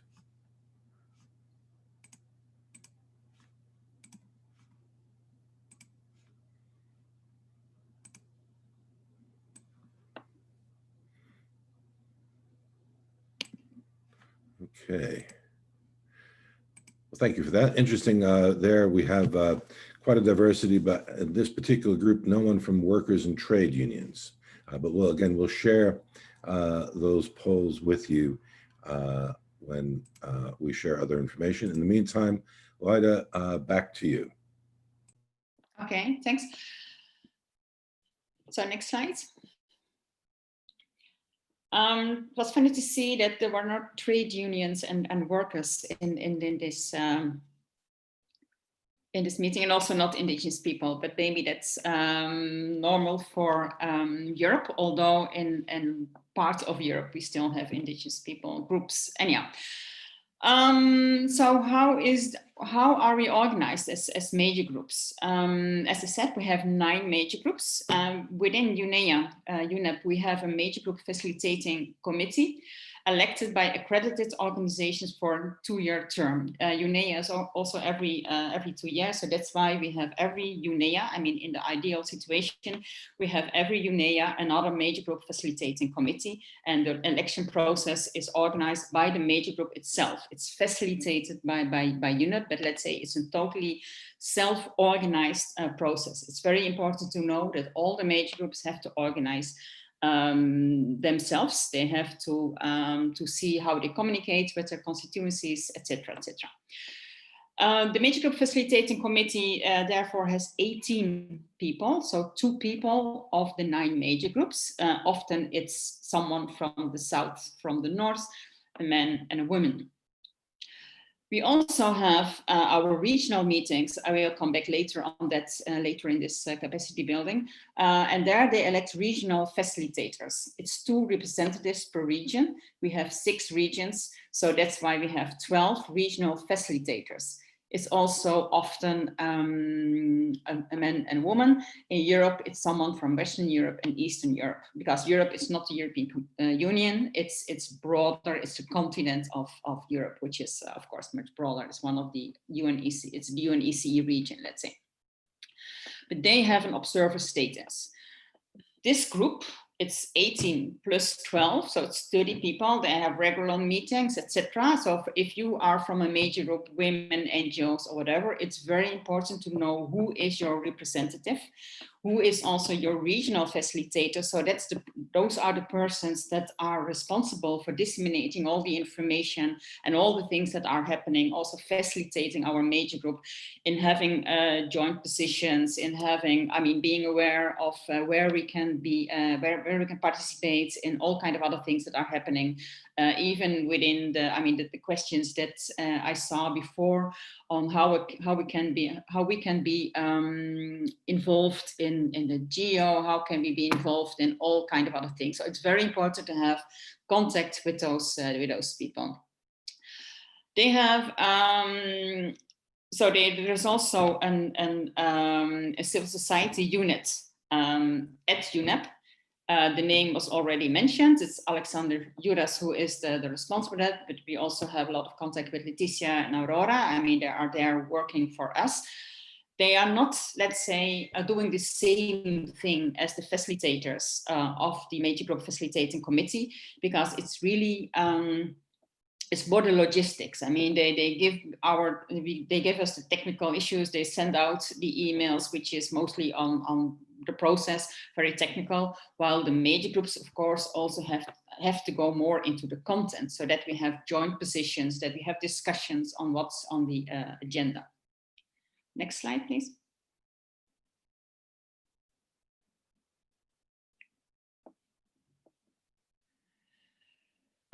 As major groups or as NGO, civil society, we have to be involved in many processes. Being engaged with UNEA 5 in this case, it's not enough to travel to Nairobi in February and be there for 2 weeks and look what's happening. If you really want to be engaged and involved, you have to do your homework, as we say. UNEA 5 already started. The process already started. So we already had a lot of meetings where it was important. I don't know if you were there. Important to be there and be involved, so that you can be part of the agenda. We have also regional consultations, as I said. The UNECE RCM regional consultation meeting will be soon. I don't think there is a date yet, but it will be somewhere in October, November, so be updated there as well to be part of that as well. We also have, within the major groups, we have the thematic clusters. It is important to know. Please look for your representative on the website of UNEP, of your major group, so that you know how your major group is organized, because not all the major groups are organized in the same way. It is important for our region also to coordinate our inputs in the CPR and the UNEA 5 bureaus. It's always more, let's say, powerful if we can organize our positions instead of having so many NGOs saying more or less the same thing. So it's always good to have and work with your regional coordinator, representative, to have joint meetings or joint positions as well. There is the international consultation, the CPR in October, and there is always opportunities to have be part of the online consultations as well. If you cannot attend to all the meetings, which I understand, then it's also good to ask your representative to have your points or your things also appointed and mentioned in the joint position, and have them uploaded in their on the website as well. There is a huge platform for all inputs from the major groups, a separate section where you can upload or let your documents uploaded over there. So as I said, every individual major group has its own consultations. Therefore, it's again important that you know who is your representative. They also run their own preparatory meetings and things. Some major groups are more active than others. Some are more, let's say, they are more democratic than others, more open, transparent than others. Some are quite, like the trade unions, for instance, they have their structure as trade unions and workers. So they have few people that are following those UN processes. And those people have the mandate to do it. And therefore you also see that local trade unions or regional or national trade unions are not always very active in this kind of processes. So that's quite different with, let's say, the Women Major Group or the NGOs, where you really see that very small organizations are active in the process. So it's more open, I would say. But I mean, as I said, that depends of the major group. Before UNEA starts, I mean, if we have that, if you have a physical meeting, often the weekend before, we have a global major group and stakeholder forum. That's also for the exchange of information. So people, often newcomers as well, they were not involved before. Then they get a kind of crash course on what's going on and etc. So the exchange of information, but also again in the preparation of the joint positions and inputs. That we are going to organize also for the UNEA to come, because we will have speaking slots, etc. So it's very important to know what we are going to say and not have a discussion at the floor. So we need to prepare this kind of points we want to raise during the meetings. There is also, what is very important is also to have working arrangements for the stakeholders, because it's not a big conference. I mean, there is a protocol. It's a member state negotiation. So you have a protocol for the member states, and you also have a protocol for the stakeholders, how to behave, what to do, when that you have to know when we are going to speak and how we are going to speak, how it works, where are we going to sit, etc. So that's things that will come back later as well. And we also have capacity building workshops. We also have a youth forum, which is also the same day or the day before. I mean, depending on the program of that year. And we also have the Science Policy Business Forum also the same day. So a lot of things are happening before UNEA, and for us it's very important to be there or be part. But I think what even is more important, that we did our homework before we go to Nairobi, so that you know what's on the agenda and what are the, let's say, the sensitive points to discuss with the other major groups. Next slide, please. But I think that's already the questions and answers. Lada, thank you very much. You were very good in keeping to the time. Thank you. So we remain on schedule. I'd like to invite Felix and Jan Gustav back into active mode, and let's take a look at the questions. Okay. Let's see. We got here we go.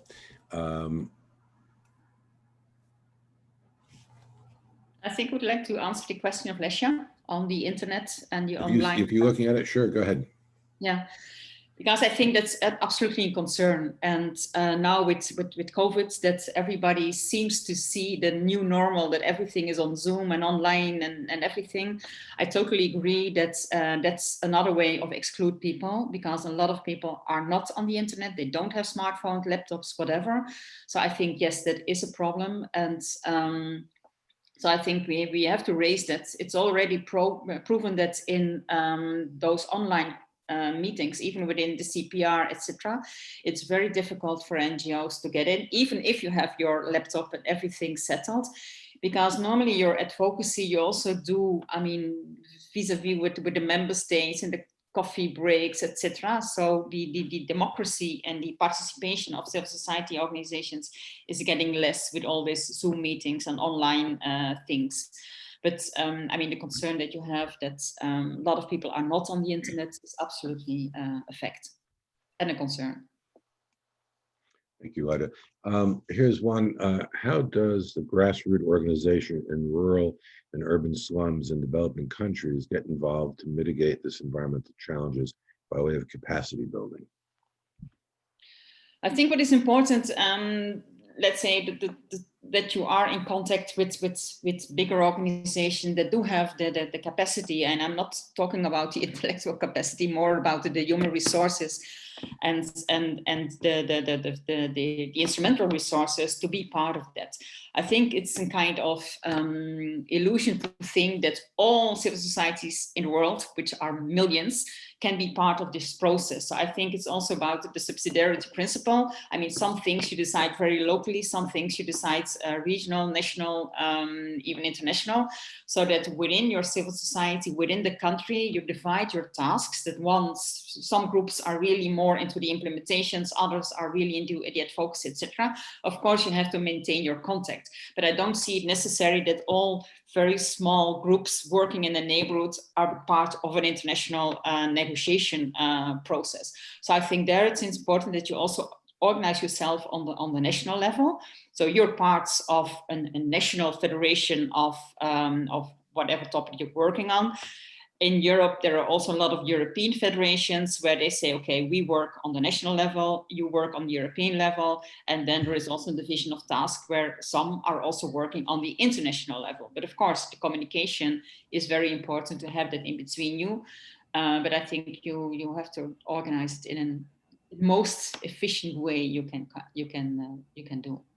Just a small thing here. I mean, and we often do it by dropping into the term civil society, but the great thing about the major groups and other stakeholders approach is you get more space. The worry of using the term civil society is you end up with one space for everybody and then one for industry and one for government. So it reduces space. And so if your organization is doing gender issues, then you've got a very good avenue for a seat at the table through the Women's Caucus.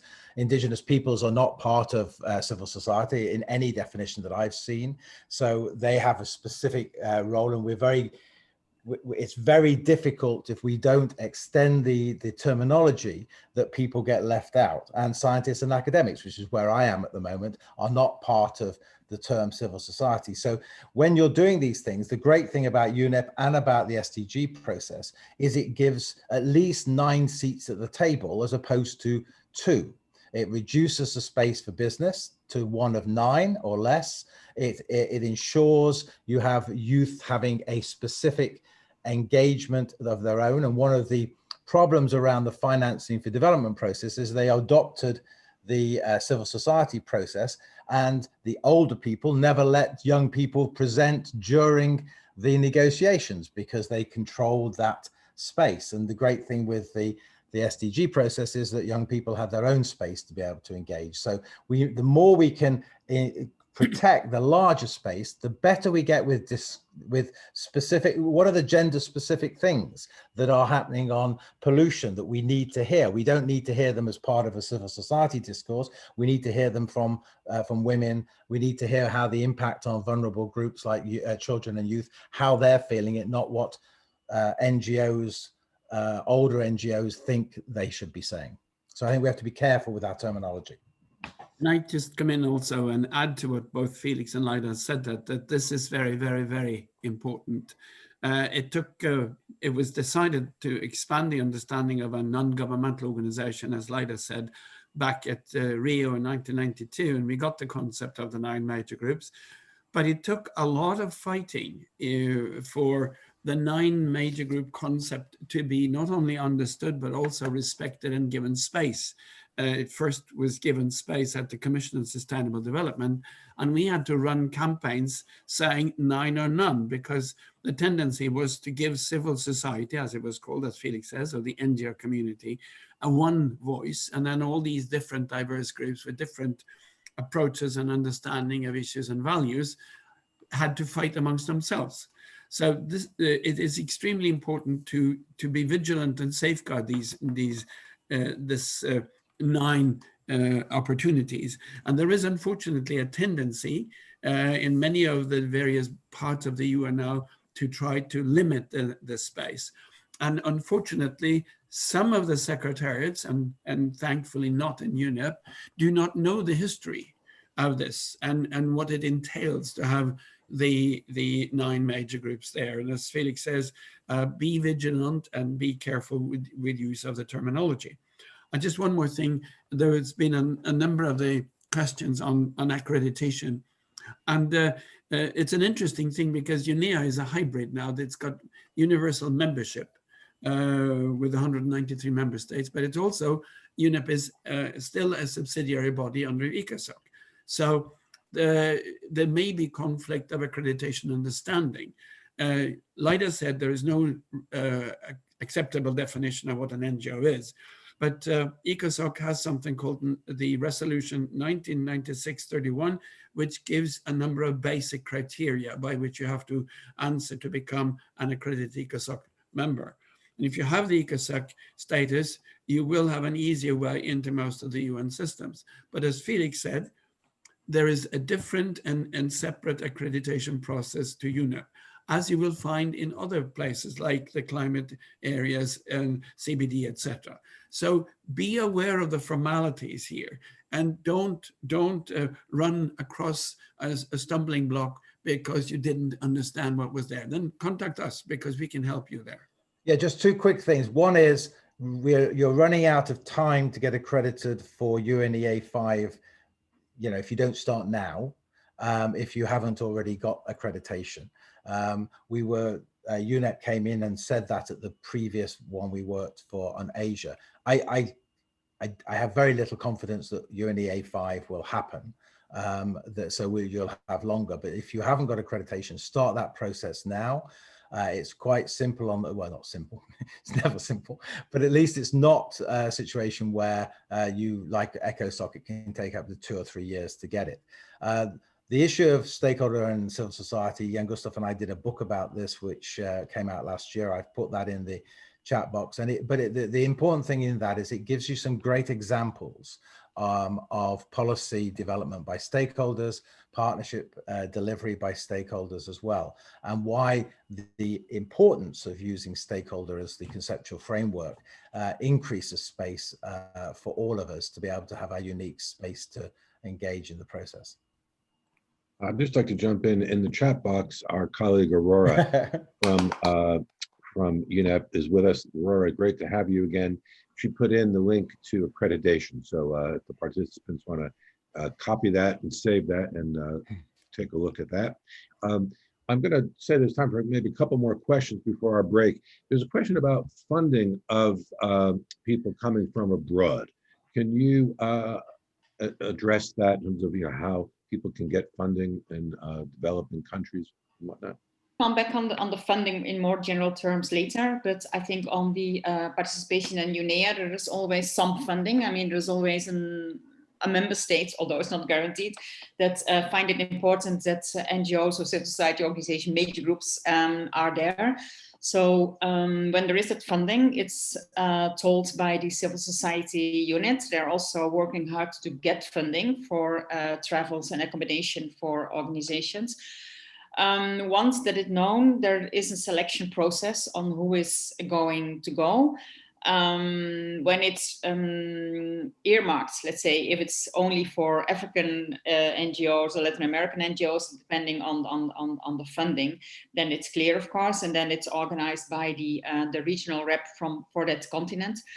So that you have a kind of criteria on who's going to go, etc. So that's something that is also self-organized as well. So therefore, it's the rep from your major group that is taking care of that. But if you are in contact with your regional reps, with your major group facilitators, then normally you receive the information if there is funding available and what the selection procedure will be for that funding. Well, thank you for that. If anyone want to say anything else about that matter, or should we move on to another question? Do any of you want to add, sorry, is that business and is often excluded from that funding. So it's only for NGOs. Yeah. Do any of you see questions that you feel compelled to jump in on?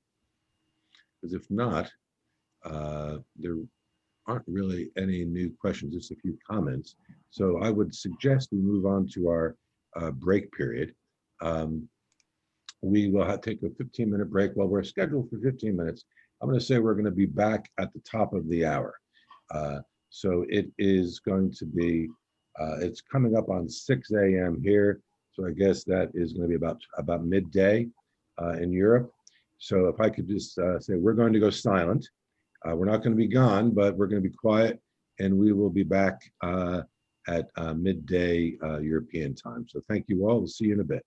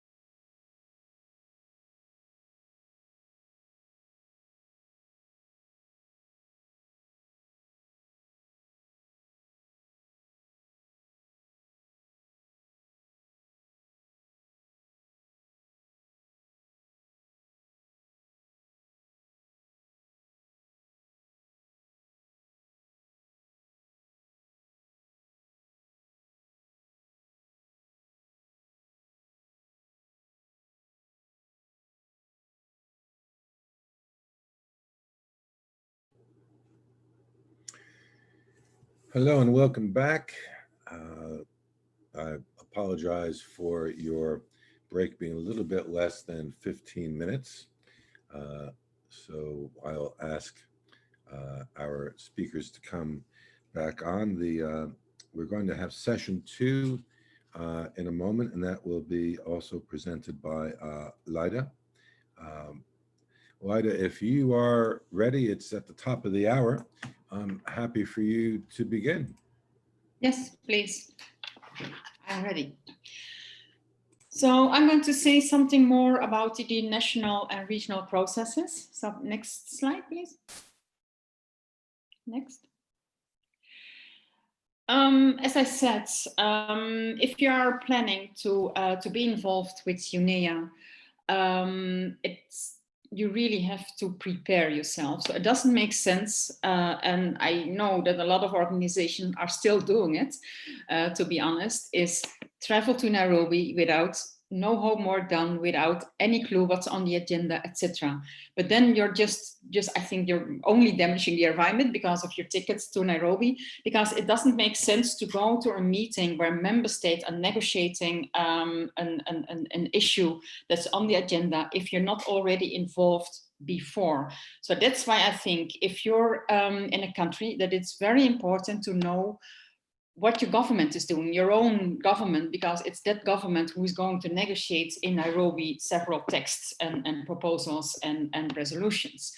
So you have to know when your governments start preparing and be there. Let them know that you are there, that you're involved as well in this kind of issues, and that you want to be part of the preparations as well. It's also important to know who is responsible for the issues on the agenda.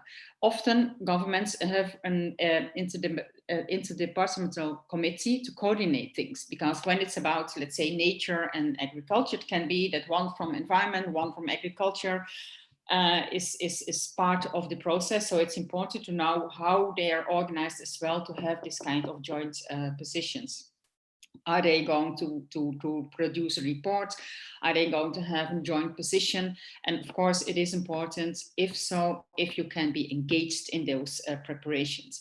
If a government is in kind of reluctance to let you be involved in this process, it's always good to remind them that it's part of the Agenda 21, and it was repeated several times in several documents coming out of this process, that civil society, NGOs or stakeholder groups are very crucial for the implementation and for the advocacy on those kind of issues.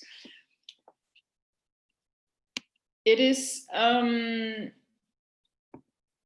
is also important, especially when you're living in a country like Belgium, if there is a common position of the 3 governments that we have in this country, but also what is their position with together with the European Union, if they have agreements or bilaterals with other governments to strengthen their position, etc. So just having kind of insights on what's going to happen. As mentioned several times, it's good to have this kind of insights before they have agreed on a position, because once they agreed on a position, it's very difficult to change that, because then you have to change all the minds of all the people involved. So that's very important. Do you know the relevant officials? Do you know the persons? Did you meet with them? It's important that they also know you. And the other question you can always raise to your delegation, if it is possible to be part of the governmental delegation. A lot of governmental, maybe not a lot of, but some delegations, official delegations, allow youth organizations, trade unions, NGOs, women groups, I mean, depends on the country, of course, as being part of the delegation as well. That's, of course, also a unique position that you can, with its pros and cons. Next slide.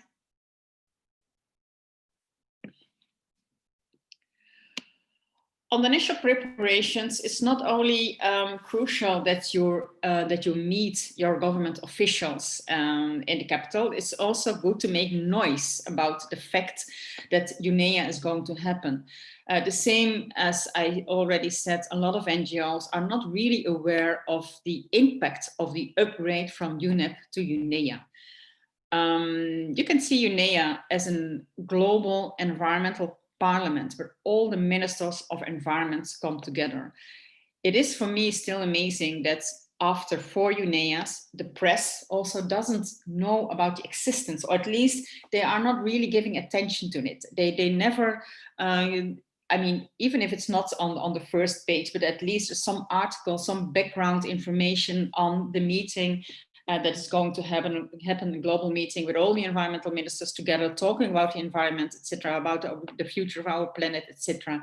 It's still not news. So it's our role as civil society to make that news, to use the parliament also to raise questions to the minister, because when it's discussed in the parliament, then it's something that the press also takes up because they feel that something is going to happen.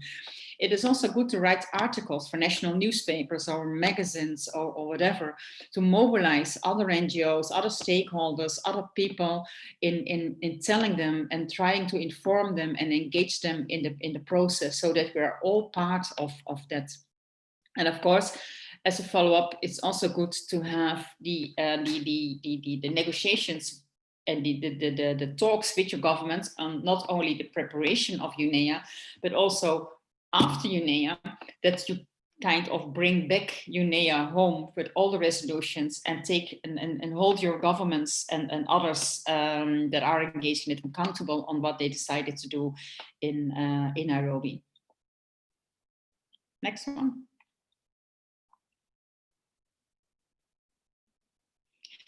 For that, it's important that you feel a kind of force and mobilization in your country. So it is important that you work with other groups, not only you, but also the other groups that are engaged in UN processes. Even sometimes if you have organizations that are not working directly on UNEA, but they are working, let's say, or at least focusing on HLPF, or in processes that are going on in Geneva, sometimes or often it's good to also have contact with them, because as we said, it is important to have that interlinkages. It's good to know and have organizations involved in the HLPF that are also involved in UNEA, because UNEA at least is a kind of environmental dimension of the SDGs. The same for the Geneva on human rights, the same on the World Health Organization, etc. So it is important to have that alliance, that network with other organizations to make yourself stronger. It is good in your preparations to have a briefing paper, at least a list of bullet points that you know which issues are the most important to raise, so that we don't lose ourselves in details or nitty-gritty, but that we're really focusing on the agenda and have a joint position on the most important points, the priorities, and have that in the bullet points on 2 or 3 pages.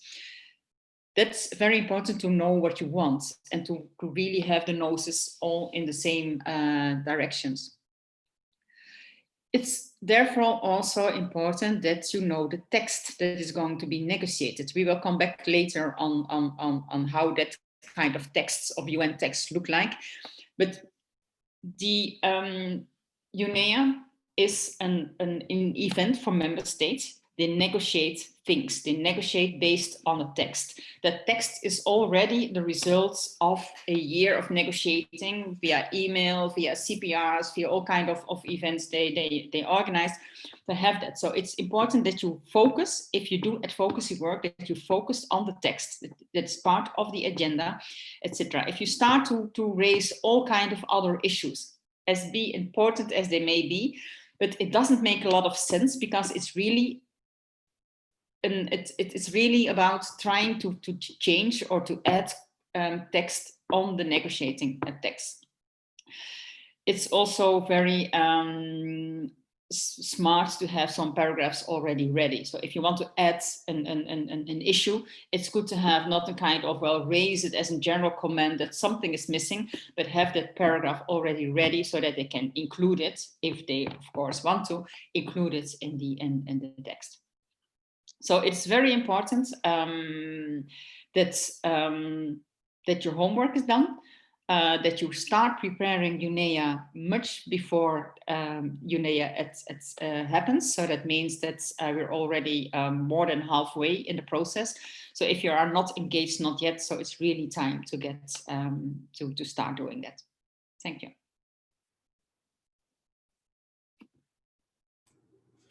Well, thank you very much.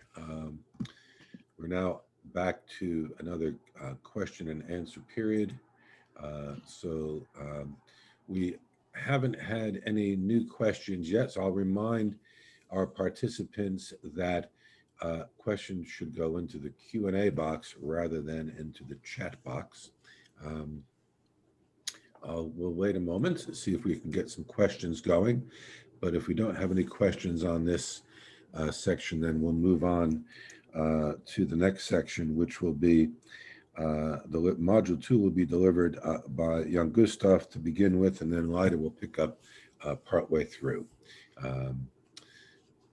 Okay. Still no questions. Well, I'm inclined to move ahead then. If some questions do pop in, we'll come back to them later on. So on that note, thank you, Felix, for jumping in, but we don't have any questions for you at this time. Jan Gustav, you're going to start with module 2.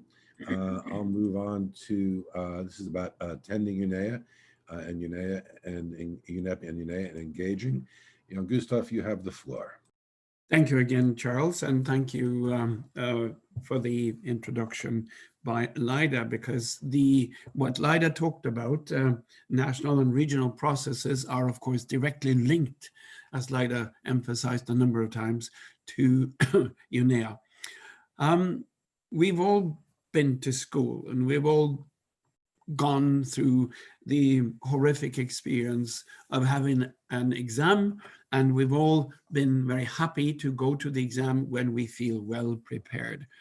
I think we should look at the big UN conferences as an exam, and we would never go to an exam on our own account without being prepared, without having studied the texts, without having gone through the elements that we want to be able to answer during the exam. It's exactly the same thing with the UN conferences. And as Lida said, I am frankly, personally appalled by the lack of preparation that some of my brothers and sisters in the non-state stakeholder community reveal.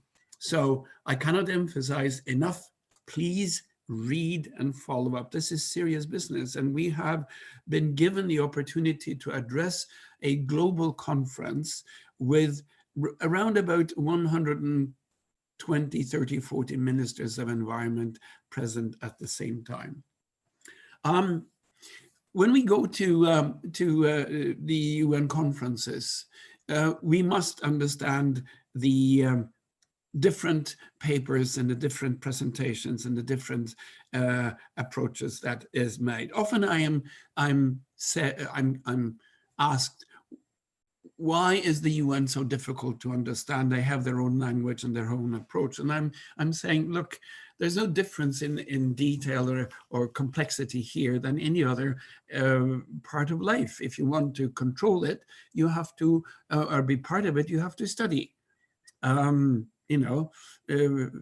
Not everybody can fly a 747 in the sky, but the pilots who've been trained to do so have studied, practiced, and they know what they're doing. And basically the same thing. So look at the kind of documents that we are faced with. We've cataloged them in different parts. One is what that is legally binding, and the other to the right, you have the so-called non-legally binding documents and outcomes and results. The legally binding documents, and we'll come back to that in a little while, are treaties, conventions, agreements, protocols, amendments, accords, pacts, and charters. And then there are those that I think constitute the majority of all the outcome documents from the UN family: resolutions, decisions, declarations, and recommendations. And we will look at this. So be aware of this difference. There will be more as we go along. Next slide, please.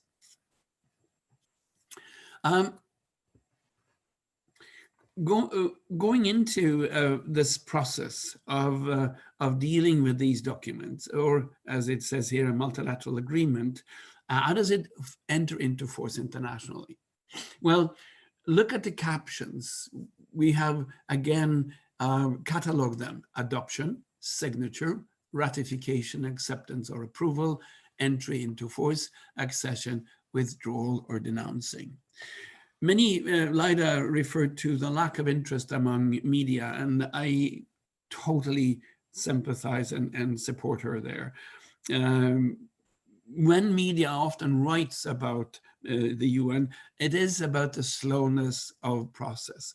But if you want to have a document from an international conference to a nation and then into implementation, and you want 193 countries and all the stakeholders to participate in that, it will have to necessarily take some time. Adoption, that's finalizing negotiations of a text. Signature, a country begins a process of endorsing it. Ratification, acceptance, or approval, action by which a nation specifies its assent to being bound by the treaty.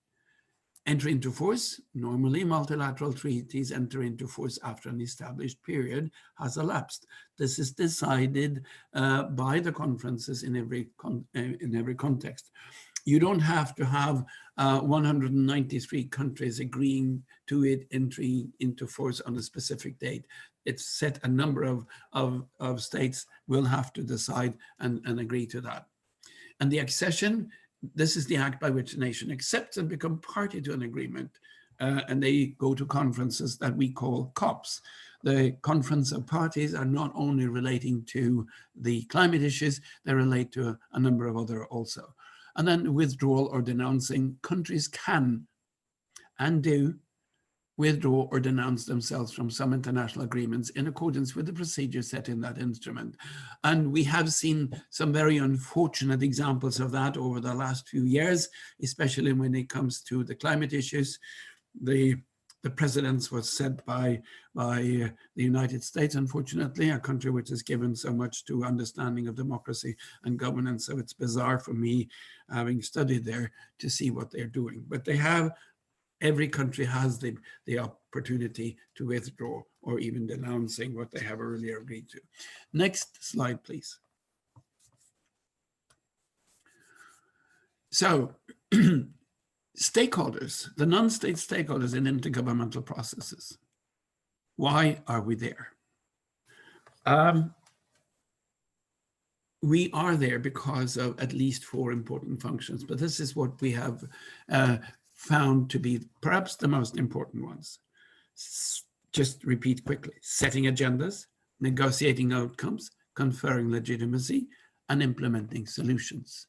So we'll go into details here, but bear this in mind. When you go there and you're prepared the way that Lida has emphasized and that both Felix and I will come back to, you are there and you are performing at least these 4 very important functions. So put them into your head and remember them.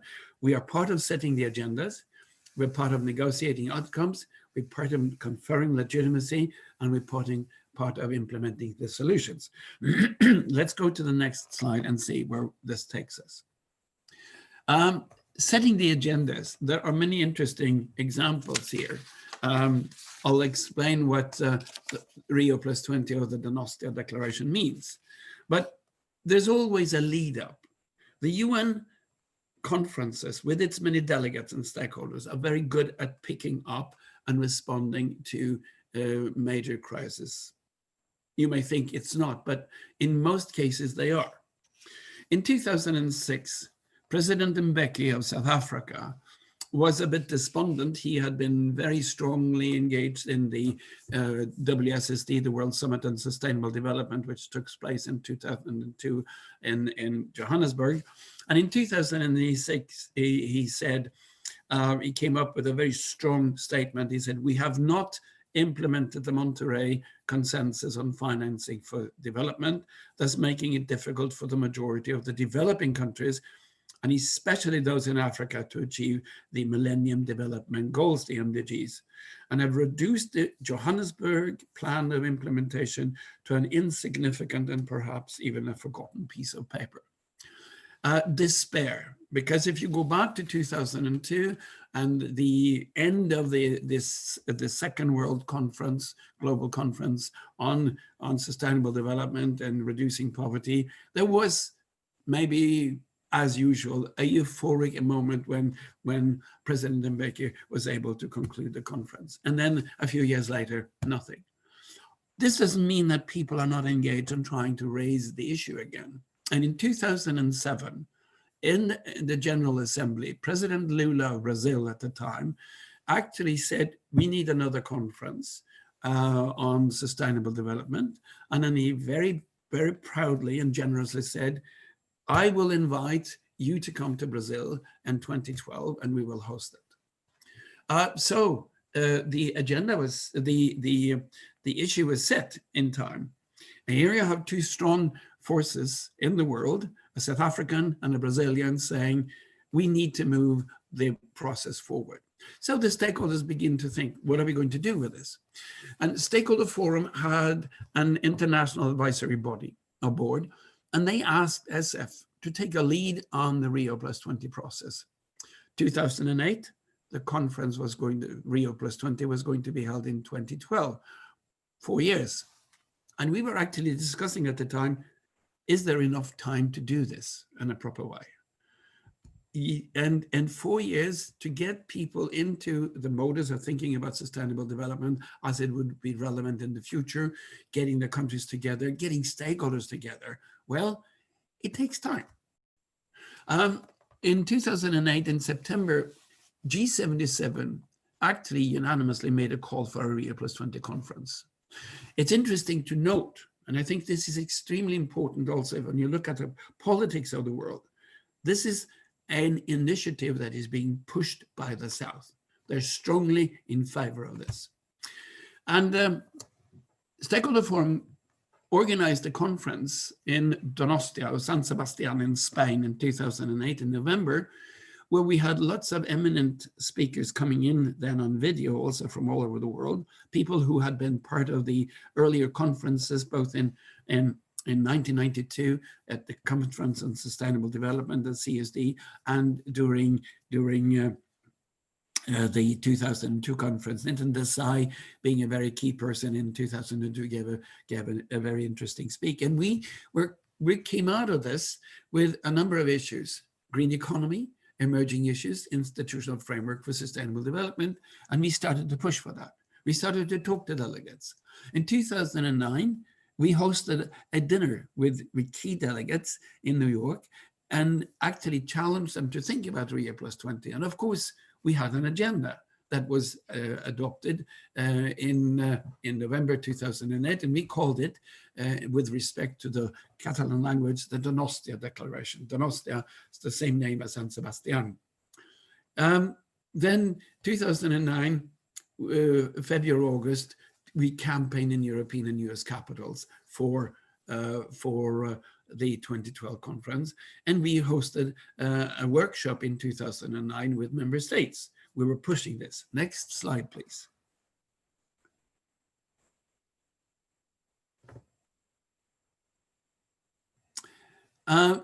We had, I think, been able to put something in motion, but we were only capitalizing upon what major states had said, referring consistently to what President Lula said in 2007, but also the concerns raised by President Mbeki and other voices from the South.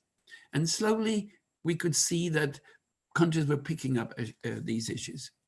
The UNDG developed a more comprehensive idea to replace the MDGs, because we know the expiry date of the MDGs was in 2015. So what was this going to be?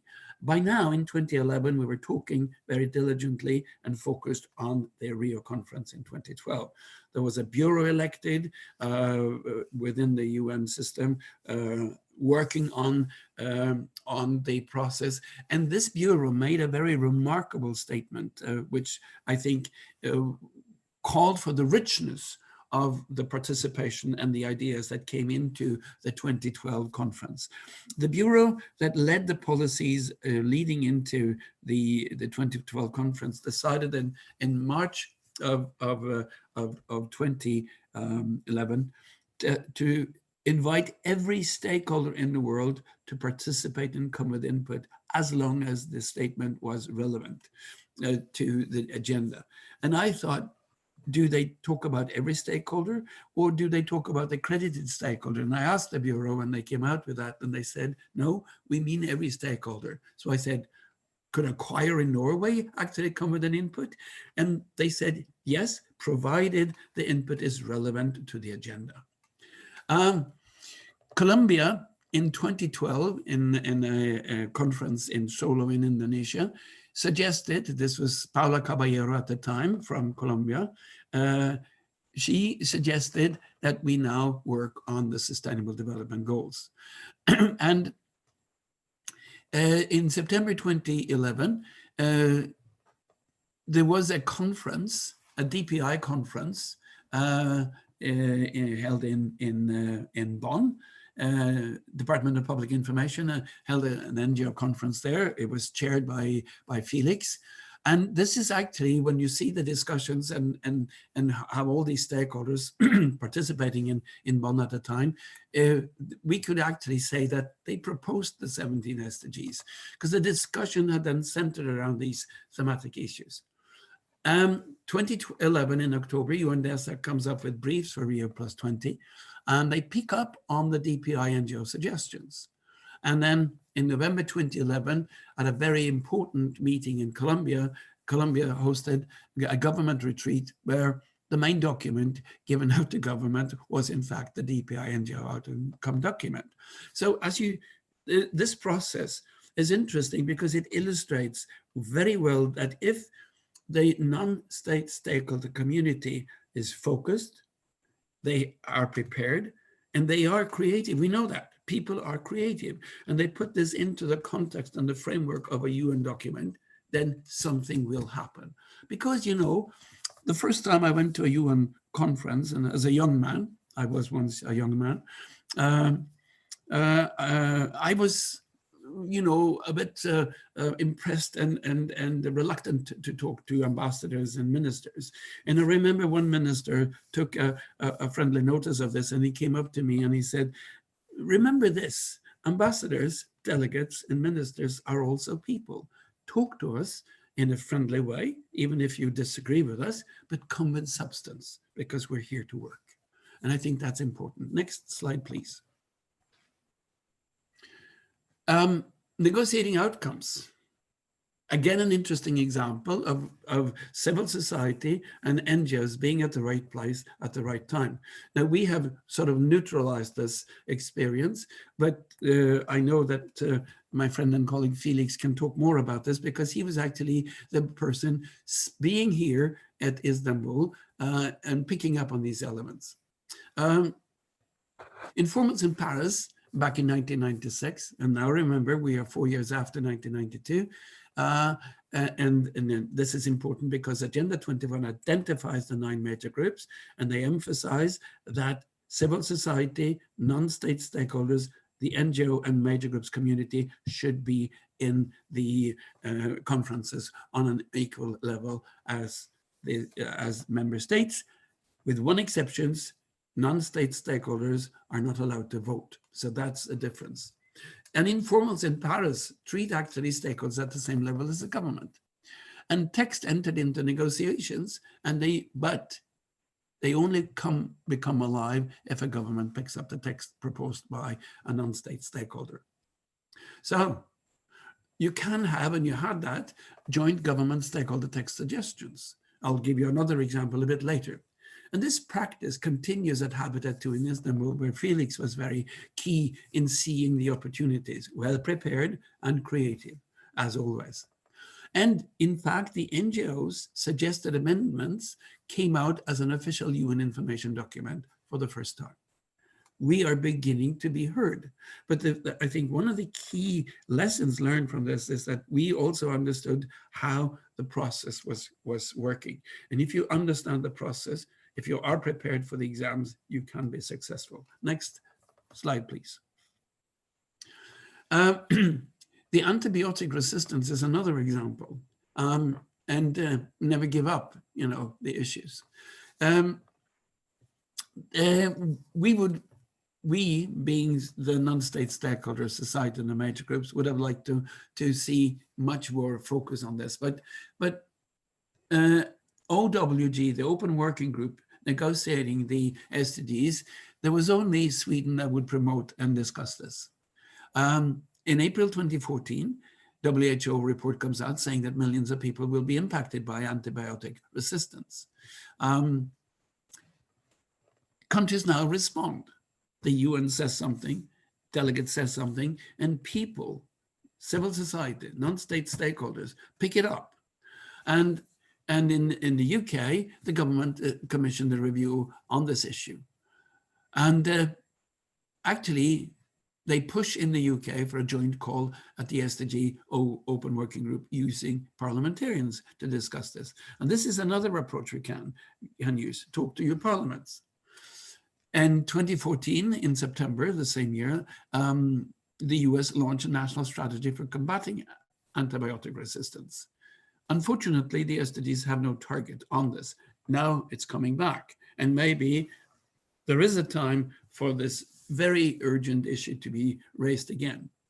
In July 2015, the Intergovernmental Negotiating Committee picks it up. In paragraph 26, it says, we will equally accelerate the pace of progress made in fighting, including by addressing growing antimicrobial resistance.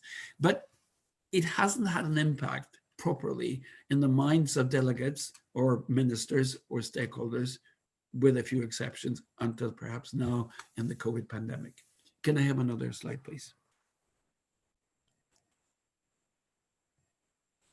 The chemical issue is very interesting because it shows that consistency and persistence gives result. When the UN, actually UNEP, picked up chemical pollution as early as in the 1970s, nobody responded. But UNEP continued working on this. And when you get into the end of the 70s and the 1980s, chemical pollution were actually something that people were aware of. There have been a number of examples, and the worst one was probably the Bhopal explosion in Bhopal in India, when the chemical plant exploded, maiming thousands of people immediately, killing enormous amount of people, this is still not resolved when it comes to damage, etc. But as we say, by always being present and always providing substantive and relevant input, the network of NGOs working on chemical issues actually was successful. IPEN, which is a large network of NGOs working on chemicals, helped create SICEM, which is a body within UNEP. It's called the Strategic Approach to International Chemicals Management, with a policy framework to promote chemicals. And in that body, the expert understanding of chemicals issues and how this related to people at large, i.e. stakeholders, were invited to sit on a very high level. IPEN was very instrumental in developing the Minamata Convention on Mercury, which was adopted back in 2013. IPEN had been consistently pushing for the mercury issue over a long, long period of time. EEB in Europe was also very instrumental in providing for this, and they had one person fighting for this Minamata Convention time and again. One of the successful input IPEN did in UNEP, in one of the governing councils, which is a predecessor to UNEA, was to produce a number of documents on the consequences of mercury in several languages. I remember well the East African community there being very happy to read a whole UN or IPEN document on these issues produced in Swahili. So after providing substantive and relevant input in refugee matters, for instance, UN OCHA and UN AIDS have representatives of NGOs at the highest level. It doesn't come immediately, but it does come if it can prove substance. And another thing, which is probably not known, but if you read the outcome document from Rio, which is aptly called The Future We Want, there is a large section there on the oceans. And Greenpeace provided substantive input into the ocean chapter in the Rio +20 outcome document. I might say also that that Stakeholder Forum was organizing a high-level meeting with a number of key people, both from the Bureau for the 2012 conference, as well as expert inputs from key people dealing with issues relating to the SDGs. Then this was hosted by Monaco, and this is where Greenpeace actually was able to talk to the key delegates who would be working on the ocean issue. So again, you see how a competent organization with competent people, well prepared, can actually influence an outcome document. And I would say it's not for nothing that the outcome document from Rio, first paragraph and the last one, refers to the importance of civil society and non-state stakeholders. Next, please.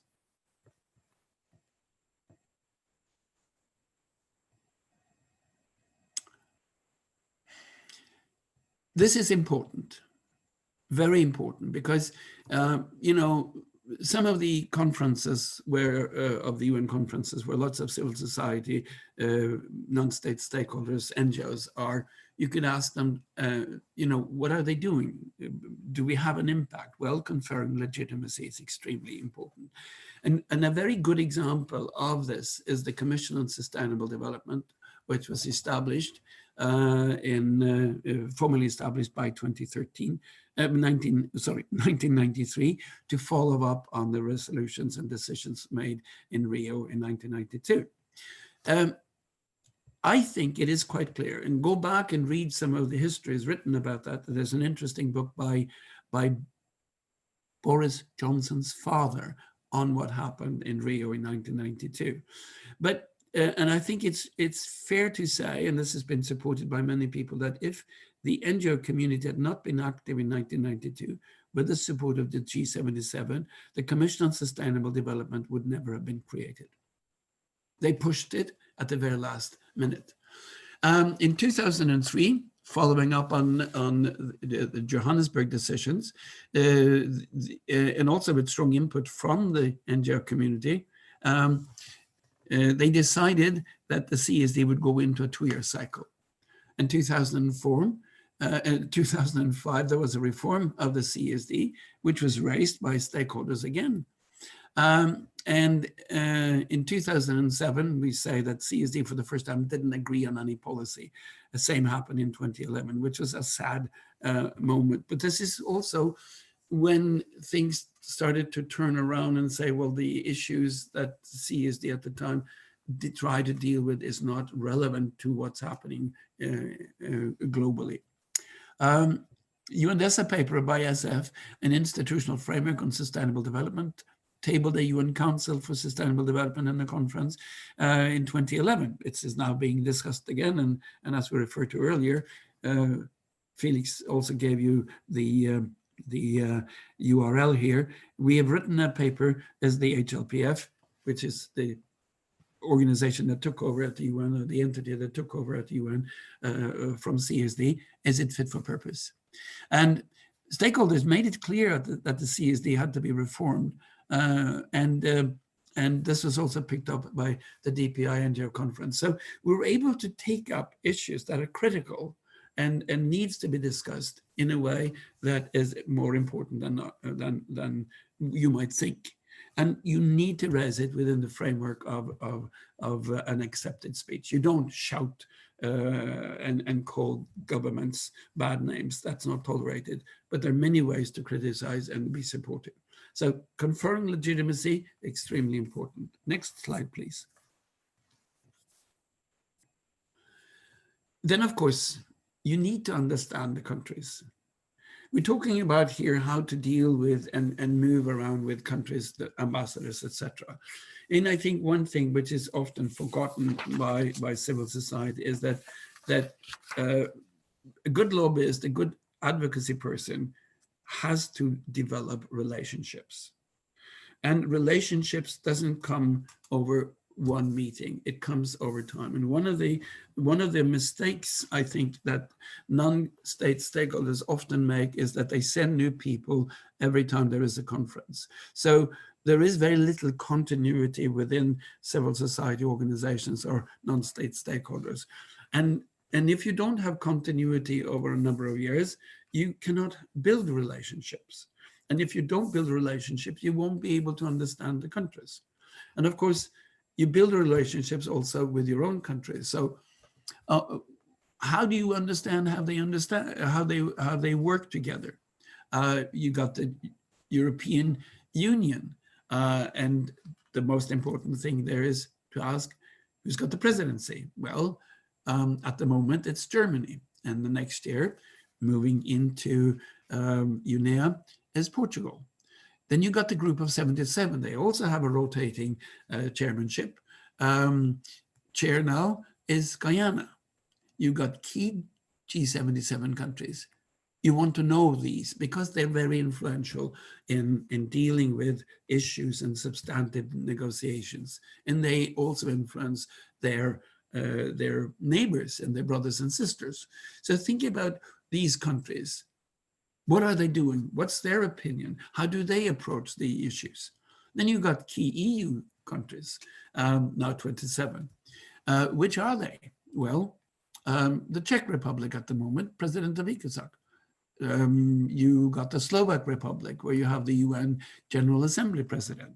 These may be key countries. So you need to not only study the documents we are going to deal with or the themes, but also look at the different countries and how they are approaching the issues.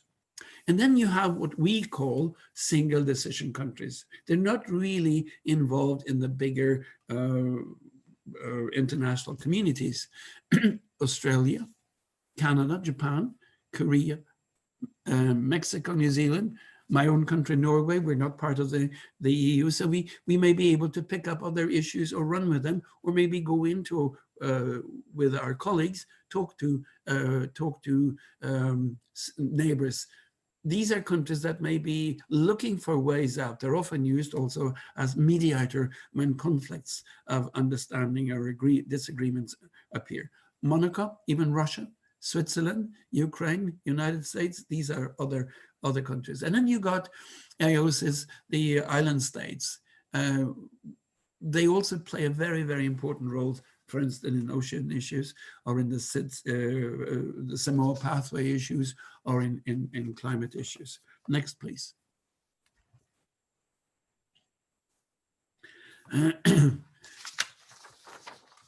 This is one of the ways you can actually prepare yourself. And if you're in a lucky position that you have more people from your own organization going, you could do this. Or if you know that colleagues in a network you're in come, you could actually sit down and prepare. What do different governments do? You could look at what is the capital saying, because the capital is always important, because that's where the political decision makes. So we've just listed, are they strongly for? Are they weakly for? Have they not yet decided? Are they weakly against? Are they strongly against? How can we influence and what can we give them? So we have 3 levels: the capital itself, New York, of course, because that's where the UN headquarters is. And then you got other venues, other places to perhaps use to play into the conference itself. Other venues, and this time we got, as we've listed already, you have the CPR meetings that are now opened up to the non-state stakeholders. Major groups can be part of that. You can use this one, or you can use other types of strategic documents that make sense to you and your colleagues and your constituencies. Next, please. Then, of course, we come into the fascinating world of brackets. This is there are many stories in the UN on how brackets are developed and what are they used for. A parenthesis, it's called brackets. And when you have a negotiating process between countries, countries may listen to the first proposed text. They may disagree, they may want to add comments, civil society may want to add comments, and then the secretariat will sit there and they will take note of most of what's being said in plenary. And the countries say, we're not really sure where we want this. And then they put the text in brackets, or they propose new text and they put it in brackets, and you see what country has done this. And then we have actually listed these brackets because the bracket express also a political understanding of the language, of the themes, and of the issues here. Some are alternative brackets because they come in with alternative text. And then you see often now that what country has proposed this text. Then we have something called contentious brackets, because some of the countries may want to push the envelope a little bit and come in with very critical statements. Then we have something called suspicious brackets, because we think that some language is put in to have an ability to negotiate. They can go out into the corridors and they can say, okay, we'll retract this if you add this or retract that. So they also go into tactical and trading brackets. You know, we trade language because that's what we do. We have also what we call uncertain brackets, because some countries and some delegates, or maybe if it's very, very late at night, they may put in a text in bracket. And they also, we call them waiting and weary brackets, because if there is an issue late at night, because the UN doesn't stop negotiating until the gavel goes down, and the gavel goes down on the first night at 7 o'clock, maybe, second night, maybe at 7 o'clock, third night, we've got 3 nights to go, the gavel goes down and the meeting stops at 10 o'clock, or as we all have experienced, maybe 5 o'clock in the morning. And these brackets are then put in there because delegates need to consult with the capitals. They need to go back and say, we have this issue. What do you think? So the brackets are a signal, a political signal to how you're going to understand the negotiating process. It's very important to look at that when you are in the middle of it. And the next slide, please. I think I've got one more to comment, and then I'll leave the floor to Lyda.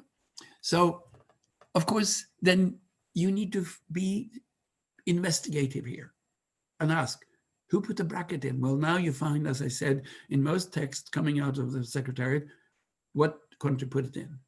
And then you have to know, why did you put it in? What's the reason for this country to do that? Is there anything that I can say or do? The why may not be clear to other delegations. And this is when you can play an important role in highlighting the why in your lobby.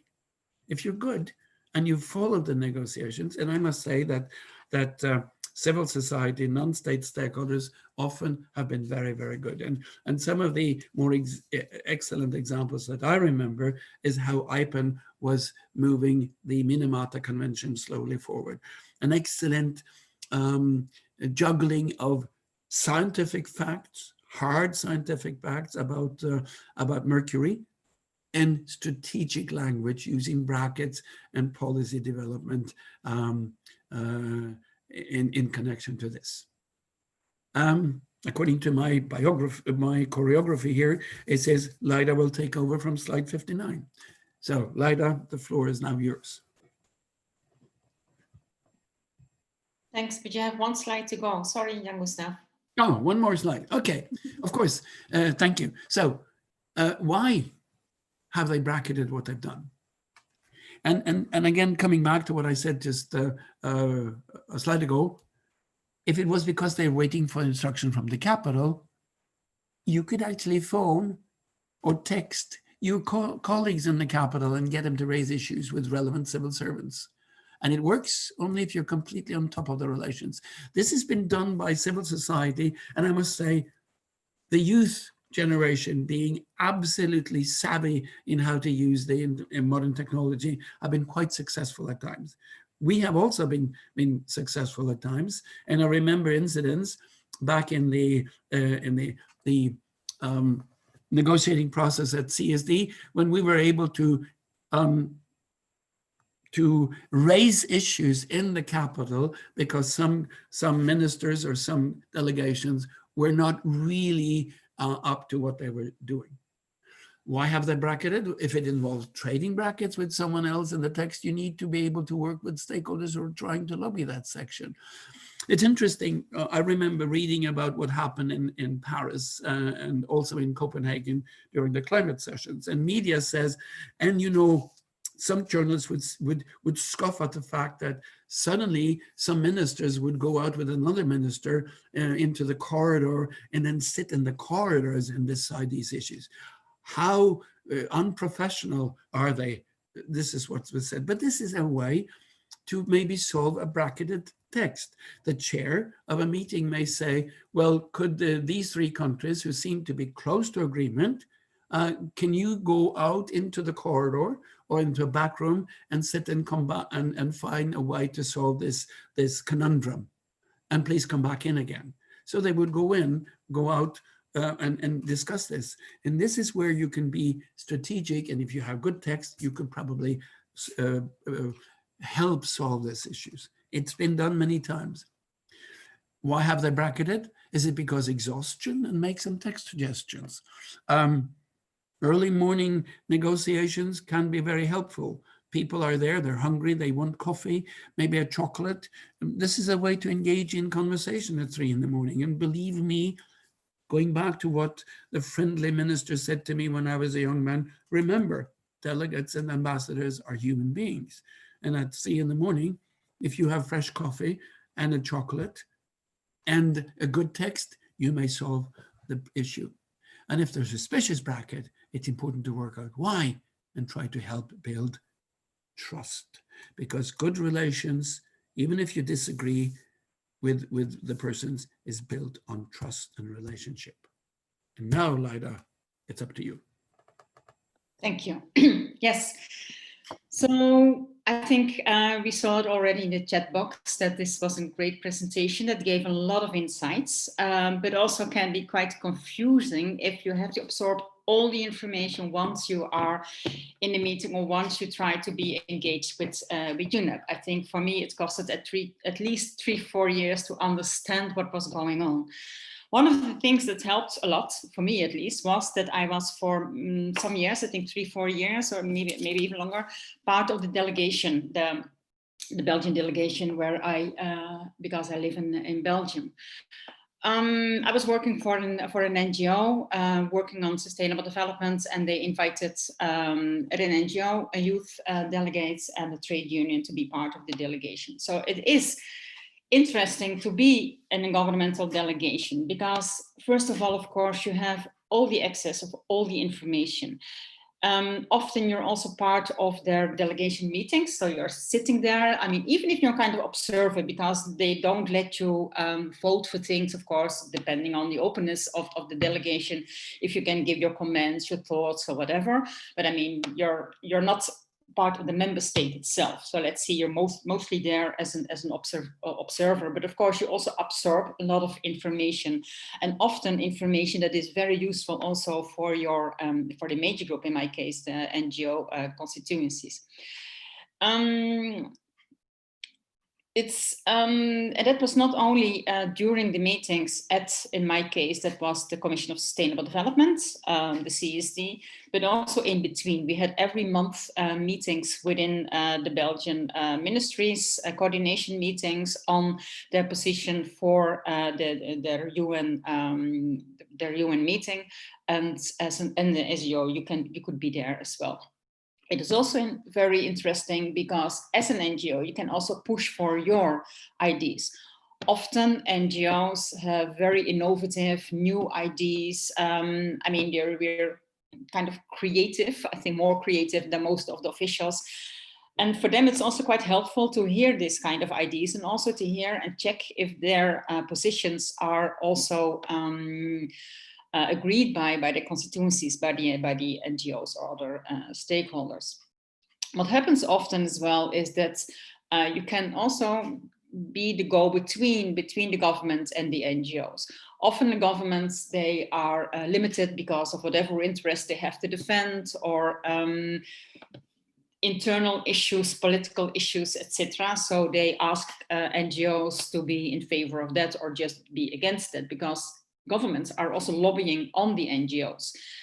Sometimes you have people within the delegation that are much more progressive than others. Then the more progressive people, they lobby the NGOs to push for this or this or this, so that they can get more, let's say, force and strength into the delegation. Sometimes it's also possible to even draft text for your delegation. In my case at that time, we could not do it as NGO, but you always have people in the delegation that then say, well, please draft a piece of text for me so I can bring it in. So then it was brought in by one of the officials, but I mean, we were, as the NGOs or others, we were just writing it as well. It is important also to, if you are part of a delegation, that you can cultivate relationships with your government, and mostly also for future work. Until I think many years after I was part of the delegation, I had every month a coffee with the head of the Belgian delegation, because my office was near the Ministry of Foreign Affairs of Belgium. So we had a coffee every month to kind of inform each other on what kind of issues were important for next events, next CSDs or whatever. So it's very good to have this kind of relationship with your government, of course, always, of course, if they are open for you to listen to you as well, and not only see you as an instrument for their positions. Next slide. But as always, there's also a downside of being part of the delegation. Once you're part of the delegation, you have the official badge from your country, so that you're not seen anymore as an NGO, but you walk around with an official badge, so people don't know if you're part of the government or if you're an NGO. That can be difficult also for the credibility for other NGOs, because they see you as part of the officials. Maybe if they're coming from a country where the democracy is not that open or transparent, when they think, okay, if you have that badge, you must be suspicious.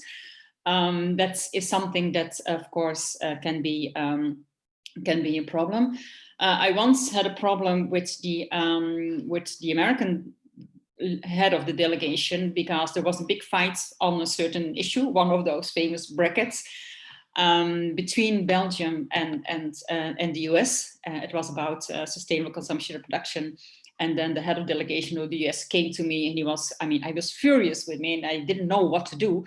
And that was because I had the Belgian badge. But then I saw, of course, I was aware too late of that. Anyhow, so it's it is important, because people see you as part of the government, and not always as an NGO. So I think it's very important that you are transparent with everybody, also with your colleague NGOs or other major groups, that you are part of the delegation, but at least show that you're part of the civil society as well. Often governments ask you to sign a paper, so that you are not discussing with others about what they discussed. So it's confidential. I mean, most of the delegation meetings are confidential, so you cannot talk about it. So with others outside of your delegation. So then you have to sign a paper for that as well. Sometimes it's also not possible to speak publicly on a position. I mean, that depends on the agreement you have with your government. Once it happened to me when I was quite bold in one of those CSD meetings. And then the Belgian government, I was still talking, and I already received text messages from people from the Belgian delegation that I could not say that, because it was not the Belgian position. But then, of course, you have to find out, well, I'm very sorry, but I'm sitting here as an NGO in the NGO seat. So I speak on behalf of the NGOs and not on behalf of the Belgian delegation. But this kind of things, of course, you have to discuss on forehand also with the delegates of the government, so that at least you don't have any confusion or misunderstanding of that as well. Next slide.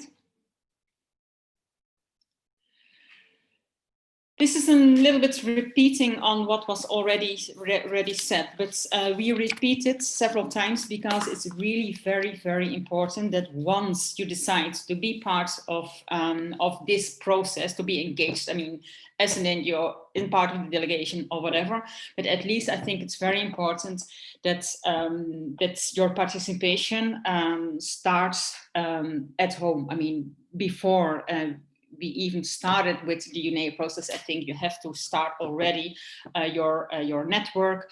What are you going, with whom you are going to work, which other groups are planning or to go or be engaged with this process. Having your contacts with the key officials in your government, trying to have involvement already from the media, from parliamentarians, etc., etc. It is important because if we don't do that, if we don't be serious, if we are not serious with our job in going and in being engaged in this kind of processes, it can explode in our face. I have to admit that often, I don't say always, of course, because we have many great work done by NGOs and other major groups, but sometimes, I mean, I'm a little bit ashamed when someone is taking the floor on behalf of the NGOs or whatever major group and asks very, let's say, silly questions, or ask things that are already agreed in the language of the UN. So it doesn't look very professional if you say, well, we really want this, when we all know that this is already agreed in meetings that we had before, for instance. So that means that member states are looking at us as civil society or stakeholders as a whole, as kind of people that are disturbing their negotiations. I mean, and that's something that can explode in our face, because as we know, a lot of member states are not so happy with civil society participation.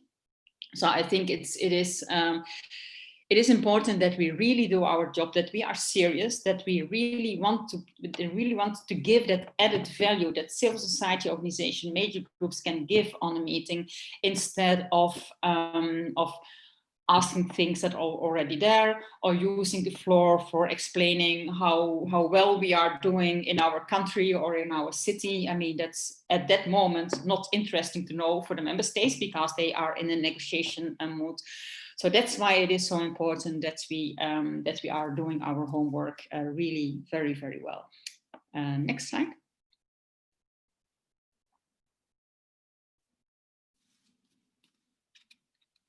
Next slide, please.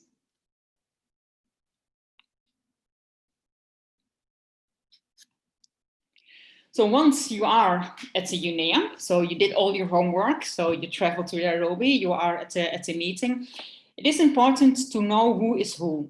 We already showed some pictures of main staff people from the management of UNEP. But if you have in mind that you want to lobby in a country or a group of countries, etc., it's good to have the picture near, so that you can approach the people and that you already know who they are. It is also good to have the preparation, as Jan Gustav showed, in a kind of strategic document on who you want to approach, on what issue, etc., and also divide your the task between your major groups, so that not one person is approached by 10 people with the same question, but that you divide this kind of task. Because if they are approached every time for the same thing, explain the same thing to different people, of course they're getting bored as well. So it's very good that we are also organizing that. Within the negotiation, it is also good to have a division of tasks on who is following which process. Normally we have a strategy meeting in the morning with all the major groups, and then there is appointed, then there is explains where all the meetings are going to happen, which agendas are going to be covered. And then we will make a kind of scheme who is going to be where, so that all the rooms are filled with the right people in the right room on the right moment. It is very smart to use the coffee bars, breaks, etc., to approach people. But again, try to organize it as much as possible, so that's that are not approached on every time again on the same thing, but that they can also drink their coffee in a normal way, not to kind of irritate them as well. But it is important to build this kind of informal relationships with the delegates, not only from your government but also from other governments, to get insights in what is happening in the negotiations. You can also raise your points and tell them what you see as important. We also, within the major groups, we also organize informal meetings with the regions. So there's always an NGO from Europe that takes the lead in organizing an extra meeting with only the European delegates to have an internal meeting and exchange of views. The same for the G77 or with Latin American region. I mean, there are many informal meetings that we also try to organize at the spot.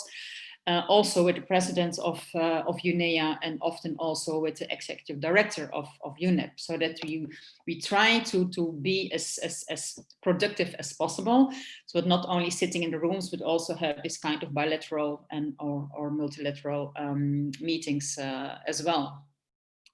There is always at UNEA, there's also a party. I can speak from experience. That is also a very good place for doing some lobby work, some advocacy. It's always in a different setting if you're drinking and dancing, etc., so that you also create a kind of human relationship. Not only, well, you're a delegate from country X and I'm from NGO I, but it's also that we are dealing with each other, communicating with each other as human beings, all very concerned about the future of our planet. So if you're spending more than 20% of your time with other stakeholders, here it's said, I think it's a little bit little too much, but that you're not doing your job. I think it's also important to have your, of course, your networking with your other allies and NGOs and other stakeholders. But I mean, it really says that it is important, once you're there, that you're really trying to make your points as much as possible, using the member states delegates and convincing them in what you really want to achieve. Next one.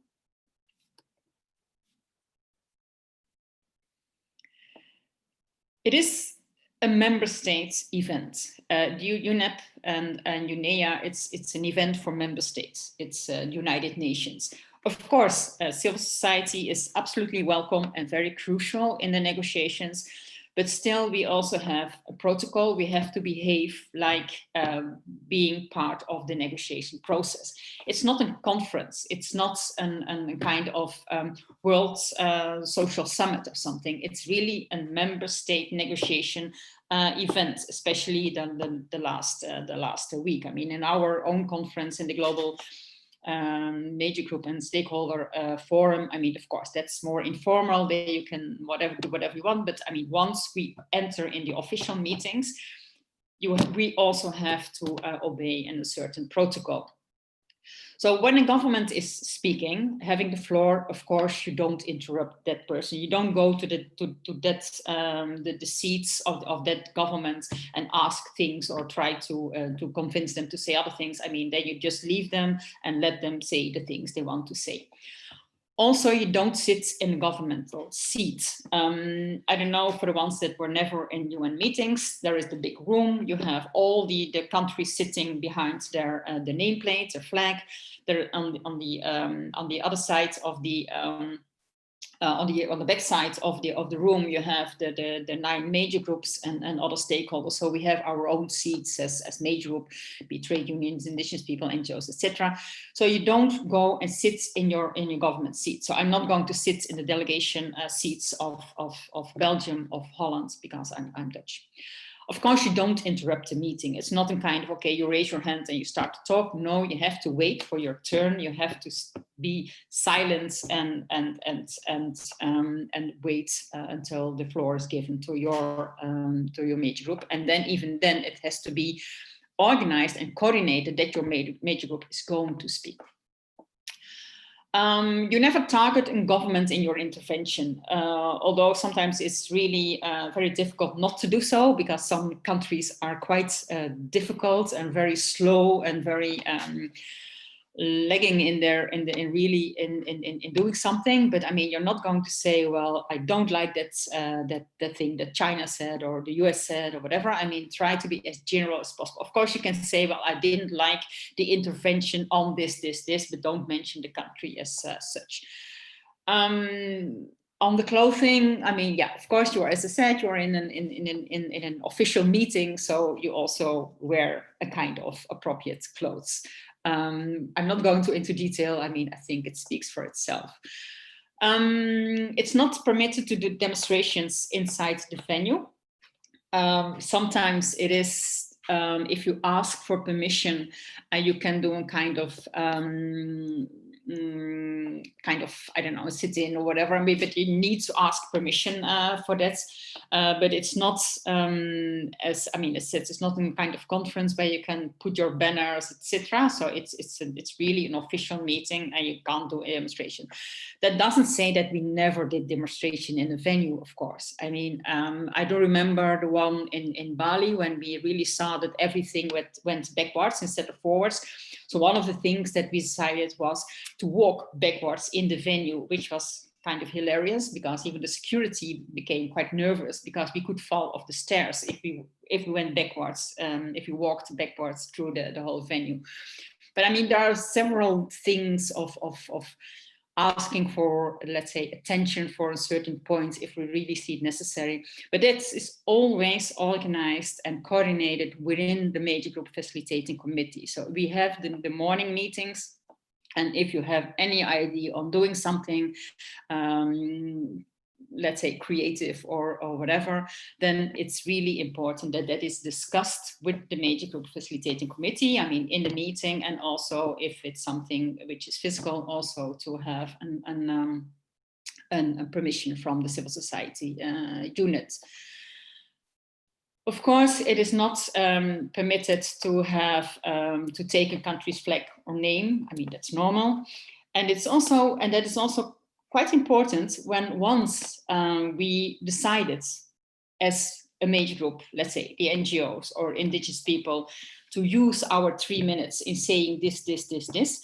If you are appointed to read out that intervention, then it's of course important, but also very polite to just stick to the text and not say other things that pops up in your mind, because just like the member states, we also do a lot of negotiations. Sometimes we negotiate even more, I think, than member states, and what are the priorities in our 3-minute speech. So that's why it is important that you just stick to your text. Of course, you can say it in a more, let's say, verbal, I mean, more nice way, so that people, and not just read out, but I mean, but not deviate your message from what you wanted to say. Thank you. The next one is a poll, and I leave it to Charles to do that one. Lyda, Jan Gustav, thank you so very much. That was a very, very full session. We went on for an hour, so I'm sure we're going to have lots of questions. I will start, however, by bringing up the next poll. Let us see. Here we go. This is what are you thinking, or pardon me, why are you thinking of attending UNEA 5? You can choose more than one. So, and if we haven't identified your reason for being there, please feel free to choose other. I'll give you a moment to do that. We'll do this like the others. Will take about a minute, depending on how many votes we get.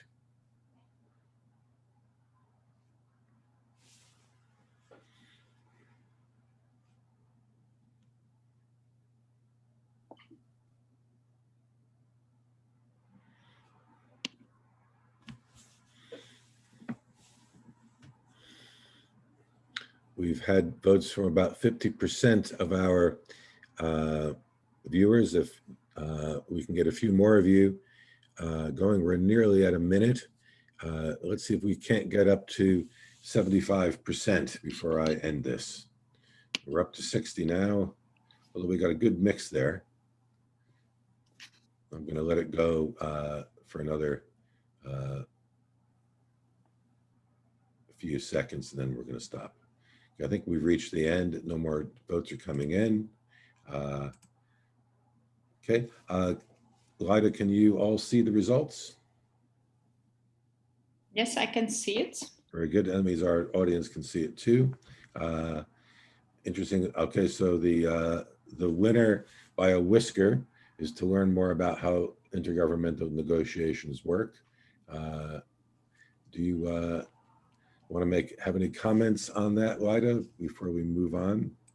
Yeah, I think I hope that will be one of the side effects that you learn more about intergovernmental negotiations, and that's normal because they're quite complicated. And indeed, I'm also even if I'm doing this job already for many years, I'm still learning a lot. But I think that influencing the text, and I think also the networking with the other stakeholders are very important as well. Holding your governments accountable for promises they are making, I think, is very important after UNEA. I think that's one of the things that we are still very weak at in general, even after 4 UNEAs. I don't think that we have a lot of organizations that read the resolutions that were all adopted and go back to the governments and say, well, where is the implementation? I don't think that we are doing that too much. And I think that is very important. We already had a slogan at the CSD. I mean, take the CSD home. I think now we have to say, take UNEA home. So once you have the ministerial declaration, once we have all the resolutions, it's very, very important that you go back to your government on the national level, on the European level, in our case, and hold them accountable on what they promised. Thank you, Lyda. Why don't we move on, because we're actually running a bit behind. Yeah, so this is a summary, which I'm only going to read. So know your own goals, know the decision-making process in your country, know when to work and at what level, know the decision-making context, know the tools that are at your disposal. And I hope this capacity building workshop helps on this. Know when we have to when to make your position, know the government officials, know the key UN officials, know your allies, but also know your adversaries, know your limits, and know your brackets and terms. Thank you very much. Lyda, thank you. Gustav, thank you both for a very, very comprehensive session. Gustav, if you would be so kind as to come back in, and let's take a look at the questions. I'm going to just scroll through to where we would have picked up just after. While you're doing that, I just wanted to say something. The issue on the name plaques. One of the reasons why we've put that there is because during the UNFCCC meeting in Bonn, someone from WWF and someone from Oxfam took the Saudi Arabia name plaque and flushed it down the loo and took a video of it. That resulted in the organizations being, in a sense, banned from UNFCCC meetings for a number of meetings. They also had to have the chief executives of those organizations come, and they could have impacted on everybody's participation. If Saudi Arabia had wanted to push the issue and exclude stakeholders from engagement in the UNFCCC, they might very well have succeeded in doing so. So whatever you do isn't just an impact on you, it's an impact on your organization that you represent, on the stakeholders as a whole. And so you have to think about the consequences of that. If you do something, the chances are you might lose your badge and you might be kicked out of that meeting. But if you do something bad, it might have an impact on everybody. And so just be aware of that. And just on Lyda's point on going back, when you go back, use Parliament to ask the minister what they intend to do. So have a relationship with the different political parties and get questions asked of the minister. You just agreed this at UNEA. What is the program of work that the government is going to undertake to ensure that that is done? Thank you. We'll start with some questions. The first question that came in during this session is, why is the environmental dimension so important to the success of the new agenda? I think the new agenda is, I suppose, the SDG agenda, 2030 agenda. It is, of course, very important. And I mean, we are all dependent on our planet and the ecosystems and the nature and everything. So we're also dying from pollution. Or getting sick from pollution. So it is absolutely very important. The environmental dimension of the SDG agenda is very important. As it is not discussed that much at the HLPF because it's within ECOSOC. So environment is, I mean, it's there, but it's not really there. I mean, the real environmental organizations and parts of the governments that are dealing with environment are going to UNEA meetings and not so much to the HLPF or ECOSOC meetings. And for that, it's really important that we follow up on UNEA because UNEP is responsible for the environmental dimension of the SDGs. And there is a resolution adopted also to strengthen the link between the HLPF and UNEA. I just follow up on a comment to that, and I would like to quote Professor Rockström, once of the Stockholm University, but also now in Potsdam in Germany. And he's a number of times said that the biosphere itself is non-negotiable. And he continues to say, without nature, there is no existence. And I think that's quite true. The environmental dimension is often it's often said, yeah, we know that, and people don't. So this is why it's important. And just to build on that, Jockström was also one of the key scientists behind the planetary boundaries, the 9 planetary boundaries, which if you haven't and are not aware, it's definitely worth looking at. And Oxfam, through Kate Raworth, developed what's known as the Oxfam Donut, which is again definitely worth looking at.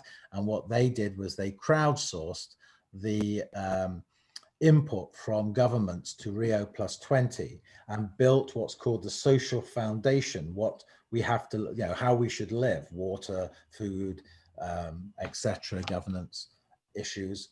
And then by doing that, define the safe kind of boundary which we have to live in this planet. So number 1, have a look at the planetary boundaries. Number 2, look at the donut economy. And I think, is it in the Netherlands that they're trialing it out in one of the towns, I think, at the moment.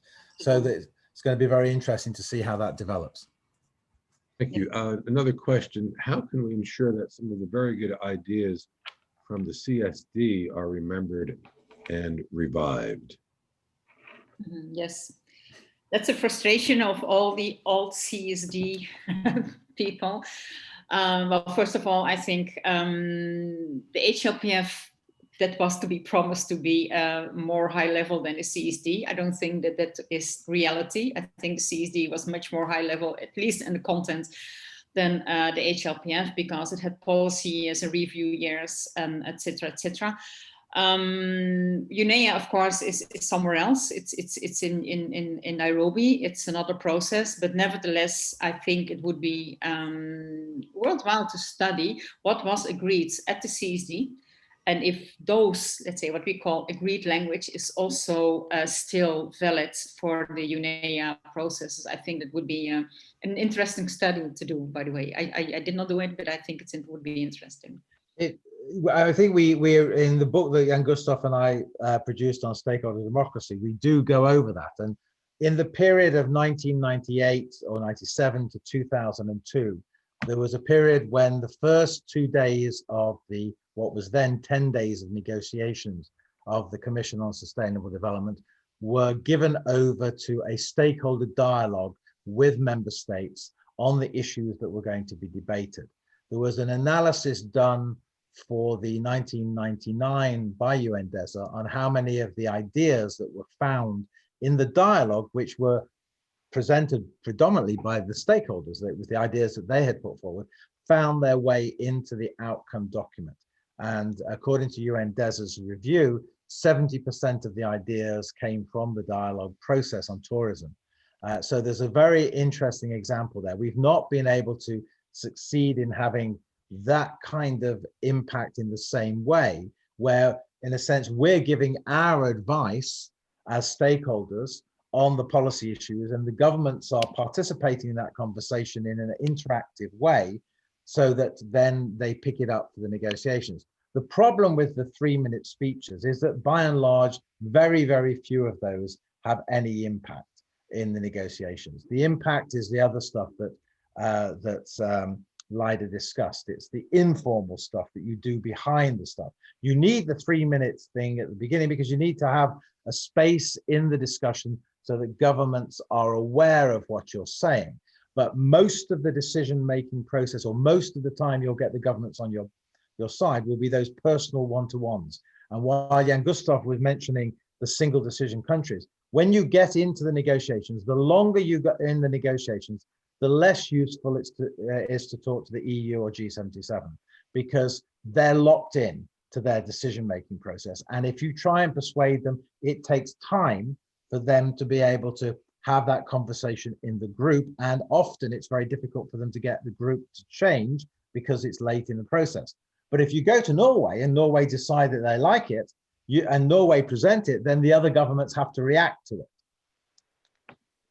I'm going to just jump in. Just a quick on to that, what both Felix and Ida said. And that is also why it's so important to begin to prepare when the preparation starts. I mean, now it started basically very strongly with the Oslo consultation in June.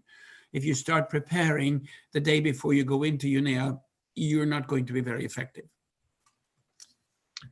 Pardon me for jumping in, just to point out that we're running about 15 minutes late. I'm just mindful that we might lose some of our participants at 2 p.m. European time if they've made other commitments. So we do have a lot more questions, but I'm afraid, so I'll just say to our panelists, I think we ought to go on with the final session now so that we get it in so that people have, if they have to leave at 2 p.m., they've had the full session. Are we all three be okay with that? Yeah. Yes. Fine. Thank you. Good. In that case, one thing, because I think I got this question in the chat box a couple of times. What's IPEN? I referred to IPEN a couple of times in my slides. And IPEN that was the stakeholder negotiating hard on the Mercury Convention. It's the International Pollutants and Environmental Network. International Pollutants Elimination Network. And it's a very, very interesting and very knowledgeable organization. Thank you. Thank you, Jan Gustav. Thanks for that clarification.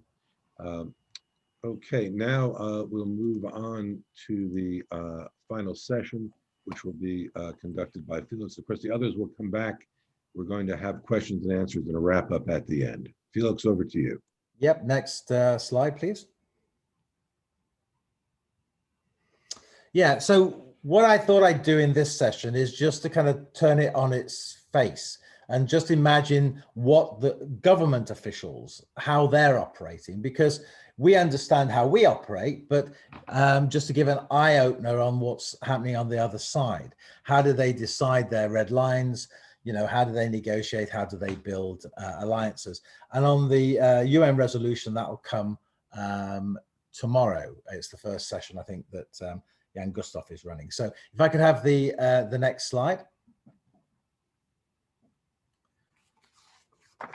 Yeah, so if a new government delegate is engaging in the process, and to some extent this is more New York focused than it is Nairobi focused, because it's a continual process in both places, but there's more engagement of stakeholders as a whole on a day-to-day basis in New York than there is in Nairobi. So if a mission is the government's mission to the UN in New York, or the mission to the UN, UNEP and Habitat, or UN, UNOG in Nairobi. If they're coming in, they want to build a relationship. And so if you happen to have already built relationships and that new delegate comes in, you can try and be their best friend to help them to build, in a sense, relationships with already good governments that you are aware of, or good negotiators that you're aware of. I did this for one particular government where their number 3 in the government, a new person came in, and they'd seen me speaking about some of the issues going on at the UN, and they came and asked for help. And so I actually knew all the key G77 negotiators who I thought were really good. And so I did kind of personal letters to them introducing the new person, and that helped them establish themselves within G77. So you can play a really important role. Also, as that new person comes in, they want to achieve a lot of things, and so they want to impress their ambassador, or if they're lower in the food chain, their counselor or their first secretary. And so opportunities for them to be able to put their ambassador or their counselor to speak is actually something which you can help them do through events that you might want to organize. If you could do the next slide. So as we've said in a number of the other presentations, both Jan Gustaf and Leida talked about capital people. So these are the people who are in the capital of the country. They are your government officials who are going to be engaged in the process. They'll have a desk officer in the capital, usually in the Foreign Office, who will be responsible for the relationship with the mission on the particular issues that you're concerned with. And it's very important to know who that person is. It could be that mostly you're dealing with the Environment Department in your government, and it may be that the Foreign Office is prepared to let the desk officer for environmental issues to be in that ministry. But you need to know whether that's true or whether it has to go through a Foreign Office gate in the first place. So you need to have a relationship with the person in the Environment Ministry as well as the person in the Foreign Ministry. And you may have a better relationship with them if it's over time than the new person coming into New York, because they may have come from a posting in Chad or a posting in Chile, and they're not an expert on environmental issues, but you have a relationship with those people already, and you can help them to get to know those. It may be that the particular issues that you have the relationship, if it's health and environment, you also have the relationship with the relevant person from the Foreign Office who's sitting at the WHO Global Health Assembly, in which case you're able to also link those up. And you become a very useful part of their settling into the position of a new government official. If I could have the next overhead. The political groupings, again, if you know what the political groupings are, if you're active in those processes, you can perhaps make suggestions of key people in those. It's not always the head of the EU or the head of the G77 who are the critical people that you need to link into, either as an organization or as a helping them to bed in. Because what will happen is once the resolutions are clear for UNEA, the EU will basically divvy those up among different countries taking responsibility. It's the same within G77. So though it's Ghana who's the head of G77 in New York, it's Palestine that's the leader of G77 in Nairobi, they haven't got a huge mission, and so they will share out the responsibilities among the different governments that are active on those issues. And so you need to know those, and you can help a new delegate to identify the key people that they should engage with. What doesn't happen, as far as I know, in Nairobi, but does happen in New York, and I manage one of these friends groups. There's a friends group on many issues: the rule of law, water, climate change, biodiversity. I'm the coordinator for a friends group on governance for sustainable development, and I'll put at some point the link into that website so you can see all the governance papers that are produced. And those friends groups are run by governments. I act as a secretariat for that government group. I have 5 governments that act as my boss for that process, and we do 3 workshops a year, etc. But there are a number of friends groups which that person may be interested in. If you are particularly active on a particular issue, you should know which friends group, if you're engaged in New York, exists, because they are really important, because it gives you an idea of what the key people are. If you go to the next slide. The same thing applies to UN staff. Yeah, they'll be coming in, they'll have, unless they've had a very good transfer of knowledge between the outgoing person and the incoming person, then they will need to create their own list of people that they need to engage in. Now, there is some passing on in certain governments, and governments are much better at passing on knowledge from one person being in that position to others, but a lot don't pass that information on, or not in a way that is particularly helpful. So you can help them with an engagement with the directors. We've indicated who the directors are for UNEP. So if you have a relationship with them, you can help that new person to engage with those people. So particularly if you know that there's a new posting from your country that's gone to Nairobi, you can start to help them to get engaged with that process. The other thing is there are social groups. So French-speaking countries will have a social group. Spanish-speaking countries will have a social group within Nairobi, as they do in New York. And so engaging with those is also very important. If you could move to the next slide.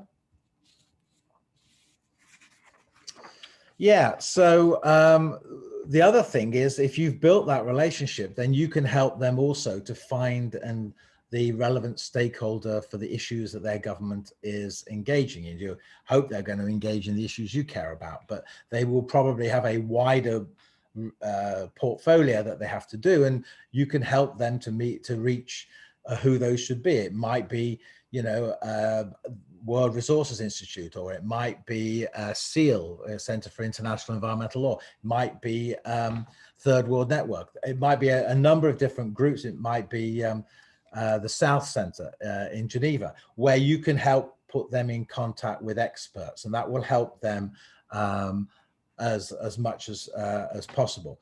The former Director General of the Department of Environment in the UK, who was a chair of Stakeholder Forum, said the advice that he gave to his staff was that there are three types of stakeholders: the knowledgeable, which you definitely have to have a relationship with; the powerful, the big NGOs particularly, or the big industry or women's groups or whatever, and then the well-meaning. And he says, you know, if you're looking at it in the context of time-wise, you know, the well-meaning, it's very nice that they're well-meaning, but don't spend much time with them. You need to spend time with the knowledgeable people, because they are going to give you information that will help you do your job, and the powerful ones who are probably going to use that knowledge to try and advocate. So it's very important that that you do that. You can introduce a new delegate to someone who has that specific knowledge, because that is a crucial part of it. Next slide. So just a few terms. We think transparency is great. Well, in certain cases, it's more problematic than you might imagine. So during the negotiations, particularly at the end of the Sustainable Development Goals, but it's happened more recently in others, you'll have a situation where the session is being broadcast, which in a one level is great, because it means that everybody can see it. It's transparent. But the problem with it is that all that's doing is moving the discussion out of the room into informals. And so you find often a lot of stakeholders sit in the room typing exactly the same information that each one of them is doing, which is a complete waste of time. They should have one person doing that, and then they should have the information for everybody. Meanwhile, the discussions on what text should happen go outside, and then they come back in and get played in real time. So that's a problem. And the other problem is that what we saw during the SDG process, when it was getting to particularly difficult negotiations, we had some of the NGOs or different stakeholders tweeting out what a particular delegate had said. And that might have been a delegate who we'd managed to move to a more constructive position. And so tweeting out stuff isn't necessarily the best way of advancing your process. So we need to think about that, I think, more broadly. The silent process is once there is text agreed, there is a period of time when it's open for governments to, in a sense, go back to capitals and say, is there any final thing that you want? And it's not agreed until everything's agreed. And usually what will happen as you're going through the process is they'll have agreed as reference to each of the paragraphs which has been agreed. It's not impossible to reopen those, but it causes a huge problem over time. And so, for example, the high-level political forum outcome document for 2020 hasn't been agreed. And now it's been put off to the ECOSOC meetings in 2021 because they couldn't, even under silent procedure, the US was still being a problem in the context of the text. So just be aware of that. Next slide. So again, we've mentioned this, know the government's timetables. They're red lines, and they'll have a number of red lines. The question is, if you're on delegation, as Lida indicates, you'll know what those red lines are, but you know, it's not something that you're meant to share with other people because you're meant to be part of the delegation. But if you can work out through conversations what those red lines are, then are they real or are they negotiable? Because there'll be some orange lines where you can move it. So just to understand that is part of the building of that human relationship that both Lida and Jan Gustav talked about. As I said, problems over transparency, because transparency doesn't mean that, I mean, we see something, but that's not where the discussions go. And unless you've got a relationship with the right governments, you won't understand when decisions move outside. And remember that the civil servants aren't members, they aren't political party members. So you may have political party members as part of a delegation, particularly when it gets to the ministerial level, but mostly these civil servants, particularly around UNEP, they care about the subject that they're trying to do, and they're trying to do the best that they can during the process. So just be aware of that. I'm going to finish now, but I'm going to put in the chat box in a second a very good book that's just come out by 3 government negotiators. It's by the former Guatemalan, US, and Japanese negotiators, and it's called Negotiating in the United Nations. And it's definitely something you should have on your shelf. So I'll put the link to that book, and I strongly recommend it because you get an even greater depth understanding about how governments operate in the context of that. And you get a gender perspective because they look at the difference between male negotiators and female negotiators. Okay. Felix, thank you very much for that helpful presentation. I'll ask Lida and Jan Gustav to come back in for the final question and answer period and the wrap up before we finish today. Let me see what sort of questions we have. Okay. Well,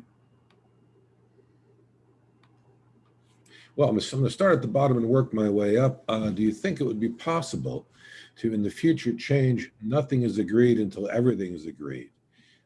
Consensus is not always very efficient for change and action.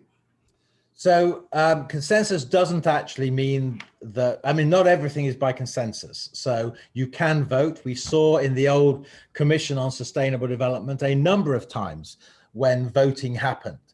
You had also in the Rio+5 conference a situation over the water text where Egypt and Turkey took the decision not to stop the negotiations, but just to indicate their unaccepted, that they were footnoted as they did not accept those particular paragraphs. I've always taken it as a situation where you have disagreements, it's better to push for the text to be accepted, but if a government has a problem, just to footnote that they have that problem so you can get away from consensus as the driving force. There's just to add to that, it's always criticized or looked, let me say, down upon the issue of consensus, and as probably was indicated by the question, it slows down the process. And you know, the whole lingo is nothing is discussed until everything is discussed, nothing is decided until everything is decided, which is sort of the way that consensus is understood. But there's another element to consensus also, and that is that, as we say, everything is discussed and everything is agreed to. It also creates ownership to the document, and it creates ownership among governments to it. So it isn't all bad. It has some very interesting and I would say positive aspects as well. Thank you. Another question, how can member states without representation in Nairobi be involved in the process? They are. I mean, as Felix said earlier, when he talked about the CPR was established when UNEP was established, more or less. At least, and you had an embryo of the CPR, the Committee of Permanent Representatives, which basically are the embassies and the ambassadors in Nairobi. But when UNEP was a full-fledged subsidiary body of the Economic and Social Council, ECOSOC, it had a very limited membership. It had some 50 odd up to 60 members. It was and leadership, etc., was on a rotating basis. But with the decision taken in Rio in 2012 and the creation of UNEA, you got the UN Environment Assembly as a universal body with universal membership. So when you in the UNEA process, which we are now into, you have every country in the world participating to, I would say, to the limit of their interest. And when you go to, when you're in Nairobi at UNEA, you have in principle every country represented. They travel in there and they are represented in UNEA. So this is now, I think this will be more and more reflected also in the Bureau and also in the CPR as we see this go. You'll see some reform happening in this context as well. So, I think the issue there is not every country has a mission in Nairobi, yes, that's correct. And that's so correct. then how do those countries participate? Well, they do participate because they are invited to these key meetings in leading up to UNEA, and of course they not only invited but they have the right to be present in the UNEA. So they're all there in principle. Okay, let's see. Well, it was a sort of a practical concern question. When filling forms for accreditation and get stuck on the way, how can I get assistance? I suppose that's just a technical question, maybe to ask the accreditation team online on the accreditation website at UNEP, not something that we can specifically address. A comment, should we not do more training like this one, but then also on the national level? Well, so this was the objective of you guys coming through and doing this, which is our hope. It's why I call it a trainer of trainers, is to take the material, which you will have accessible shortly after this, to tailor it to your own use and to run similar workshops at the national level for yourself and for your colleagues, whether it's internally within your organization or whether it's between organizations. So we hope that's what you will do.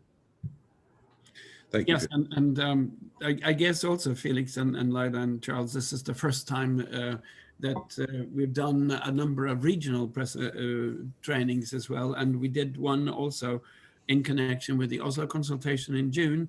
And we will be doing training also during UNEA. So, it's a way to try to actually answer the question that you asked by doing this on a regional basis as well. This is a question for both of you, and I think it's easily answered. Whom can I contact if I need more explanation and clarification on these presentations and the things you're highlighting? We're going to be putting up the email addresses. I would do that now. Why don't you just put that up now? Well, I have it. Yeah. Okay. I'll share that now. Because it's the next slide. Yeah, it's up. Should be there in a moment. And you're welcome to contact any one of the presenters with a direct question. You've got, yeah, the problem with that, of course, is you're covering everyone's email with the. Well, welcome back, Lyda. So we're in the wrap up now. We're going through the last of the questions.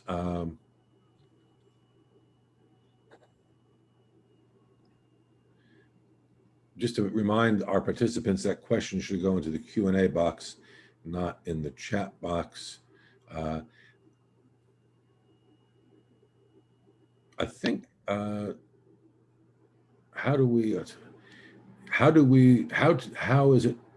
can we clearly differentiate a statement being from your NGO, the major group, or your private opinion? Well, I guess, yeah, there is a process for the NGOs, for each of the major groups to prepare their position for UNEA. If you go to the UNEP website on the civil society page, you'll find the email addresses of the relevant 9 major groups. So you should contact the coordinators and find out what the process for their preparation is in the context of the major groups. This is not about individuals. So an individual will not be able to get to UNEA. It has to be an organization that's accredited. So if a person has come, then they've come under a particular banner. If they've not represented that organization's viewpoints accurately, there's not much you can do about it. It may be something that, you know, or if they're not doing their job. I mean, we've had a situation during the old Commission on Sustainable Development when IUCN didn't do their role as oceans coordinator, and we put in a formal complaint to the head of IUCN about it. So if you find that an NGO or other stakeholder is taking a position that you know is counter to the organization's position, you can take it up with the management of that organization. And also the plenaries at the UN, even group meetings into which the non-state stakeholders are invited. It's very formal. You're not called upon as a person. You're called upon as a representative for one of the major groups, and you sit behind the flag where it says either the NGO, women, indigenous peoples, etc.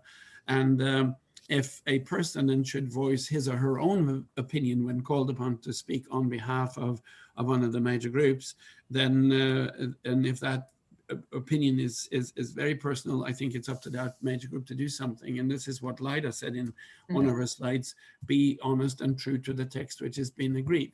And this is the way to do it. Because as I said, I mean, there is a lot of negotiations for those 3 minutes, and maybe sometimes more than a member state is doing, because our group is so mixed and so from one point to another one. So I think it's very, very important that that you stick to the text. And also, I mean, every intervention starts with I'm blah blah blah.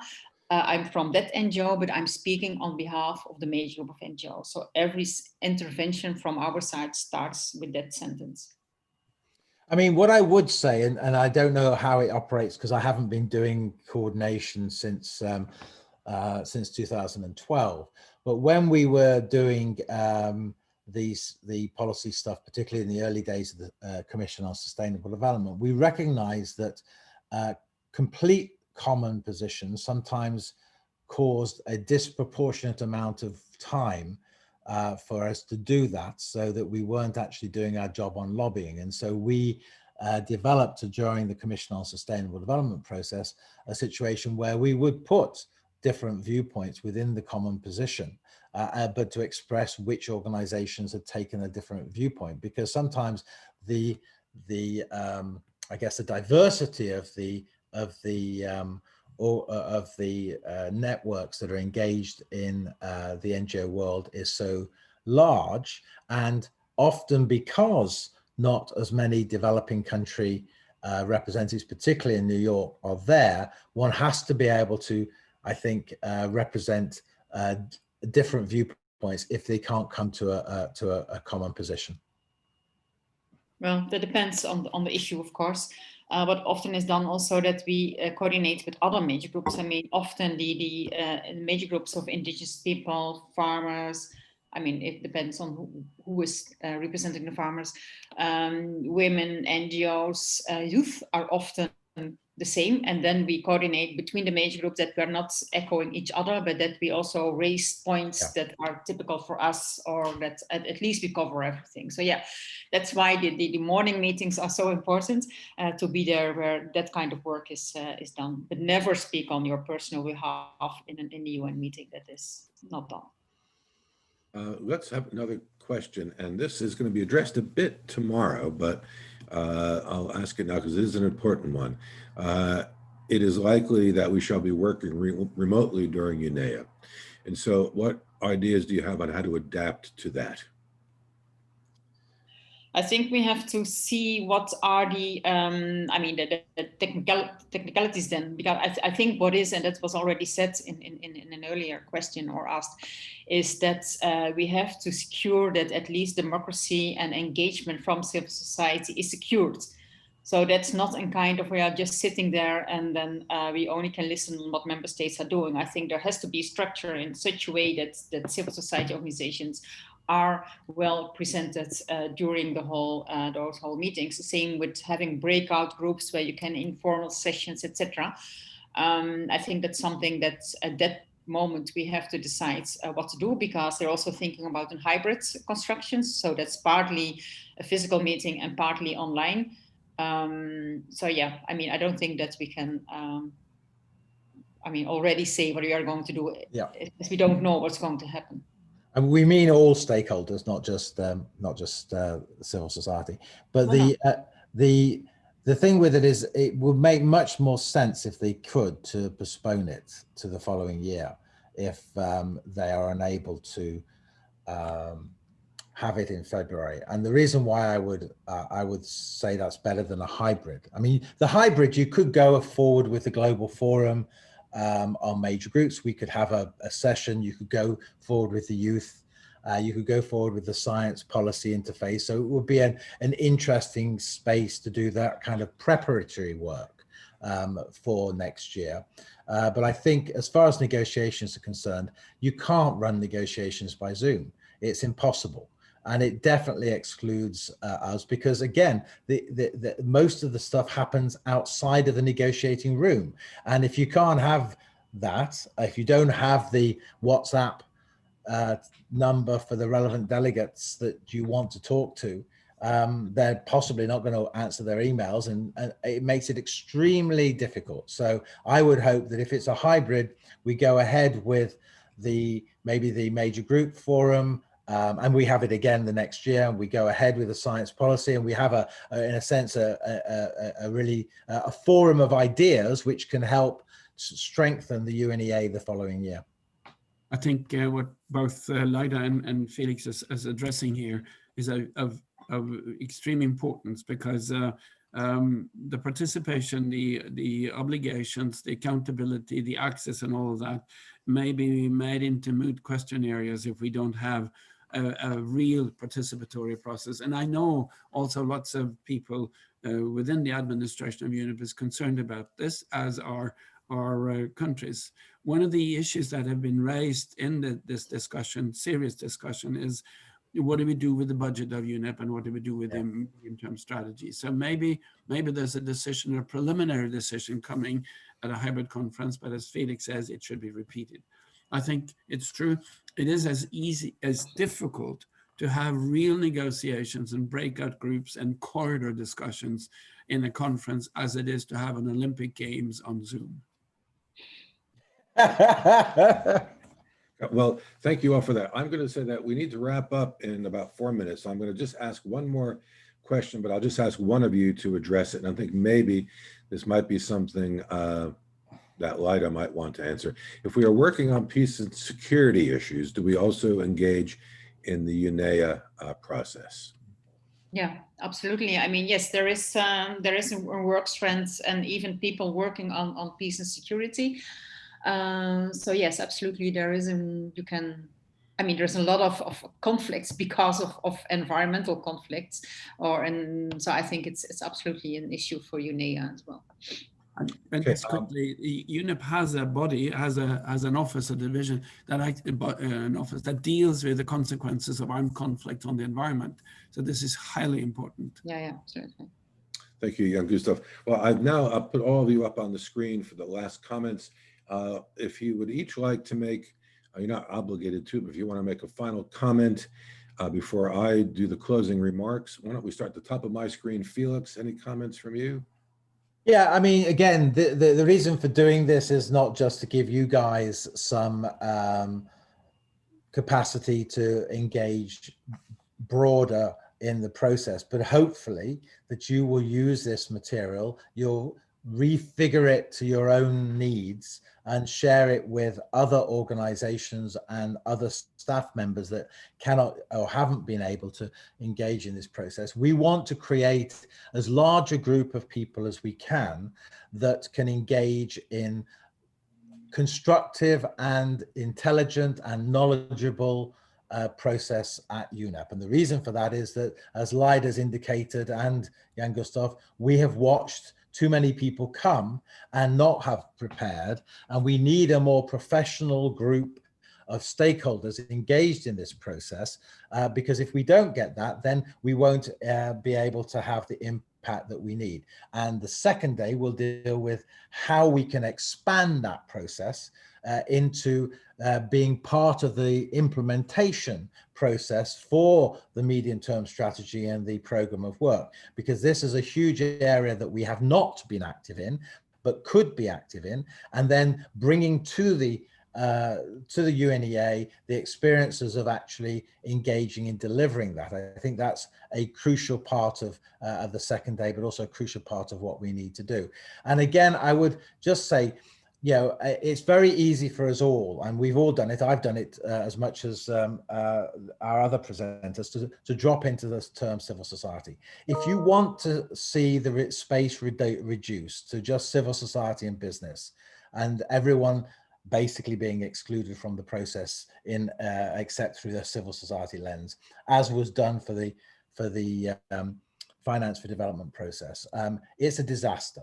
We've fought for years to get 9 major groups, or to secure the 9 major groups in the UNEP process. We should make sure that we keep that process alive and that we use it, because I want to know what you think. I don't want to have young people having to go through older people kind of checking what they're saying, which is what happened during the FFD process. So yeah, so those are a few end comments, and we'd be interested in hearing what you think about what we could have added to this as well. Thank you, Felix. Jan Gustav? Yes, I will second what Felix says very strongly, and also the last thing that Felix mentioned about the space. We need to be vigilant about space, the space for non-state stakeholders and civil society. And just remember that you know, a decision made at the UN is relevant until it's declared non-valid. 1996, the Governing Council at the time decided that the 9 major groups were going to be the modus operandi for the non-state stakeholders. And even though some governments, unfortunately, are trying to reduce that space, we need to be vigilant about that. We had, Felix had a very interesting and important overview of special words. Silent procedure was one that was mentioned, and this is how the governments can look and develop a document and said, we've reached the end of our discussions, we subject it to silent procedure, and in a few days we will have adopted it if no one has an addition. Another element which has snuck itself into the process, which relates directly to civil society and non-state stakeholders, major groups, is what is called the no objection rule. This is not a rule, it's the no objection mechanism. If you see that in a procedural proposal, then be vigilant and oppose it, because the no objection mechanism is a way of actually singling out and refusing access for non-state stakeholders into the UN processes. It's not a rule, it's not a process, it's a mechanism that's been proposed, which is not a formal thing. But the no objection mechanism means that if a country objects to an accreditation of one non-state stakeholder and not having to voice that by name and by reason, then the no objection mechanism if it's used in the process of accreditation, then that NGO is out. This is actually contrary to the rules of procedure of accreditation. And so there are a number of these elements that Felix and Lyda and I have been run across in our many years in working with the UN that we want to highlight and tell you, be aware of this. And then just remember, it's a fascinating and important part of international politics. And one thing that Felix is very good at pointing to, and Lyda as well, when civil society, non-state stakeholders, major group are present, we confer legitimacy, because this is what governments want. They just don't want to have them to say it. They do also want to say on behalf of we the peoples of the world. See you tomorrow, and thank you. Yeah. Lyda? Lyda, some final words?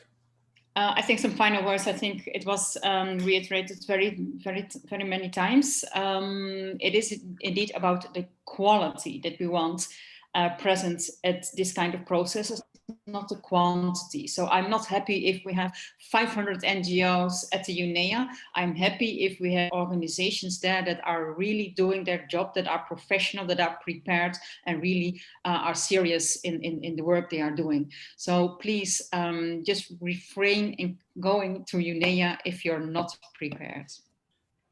And follow our capacity building workshops for that reason. Well, thank you all for those final comments.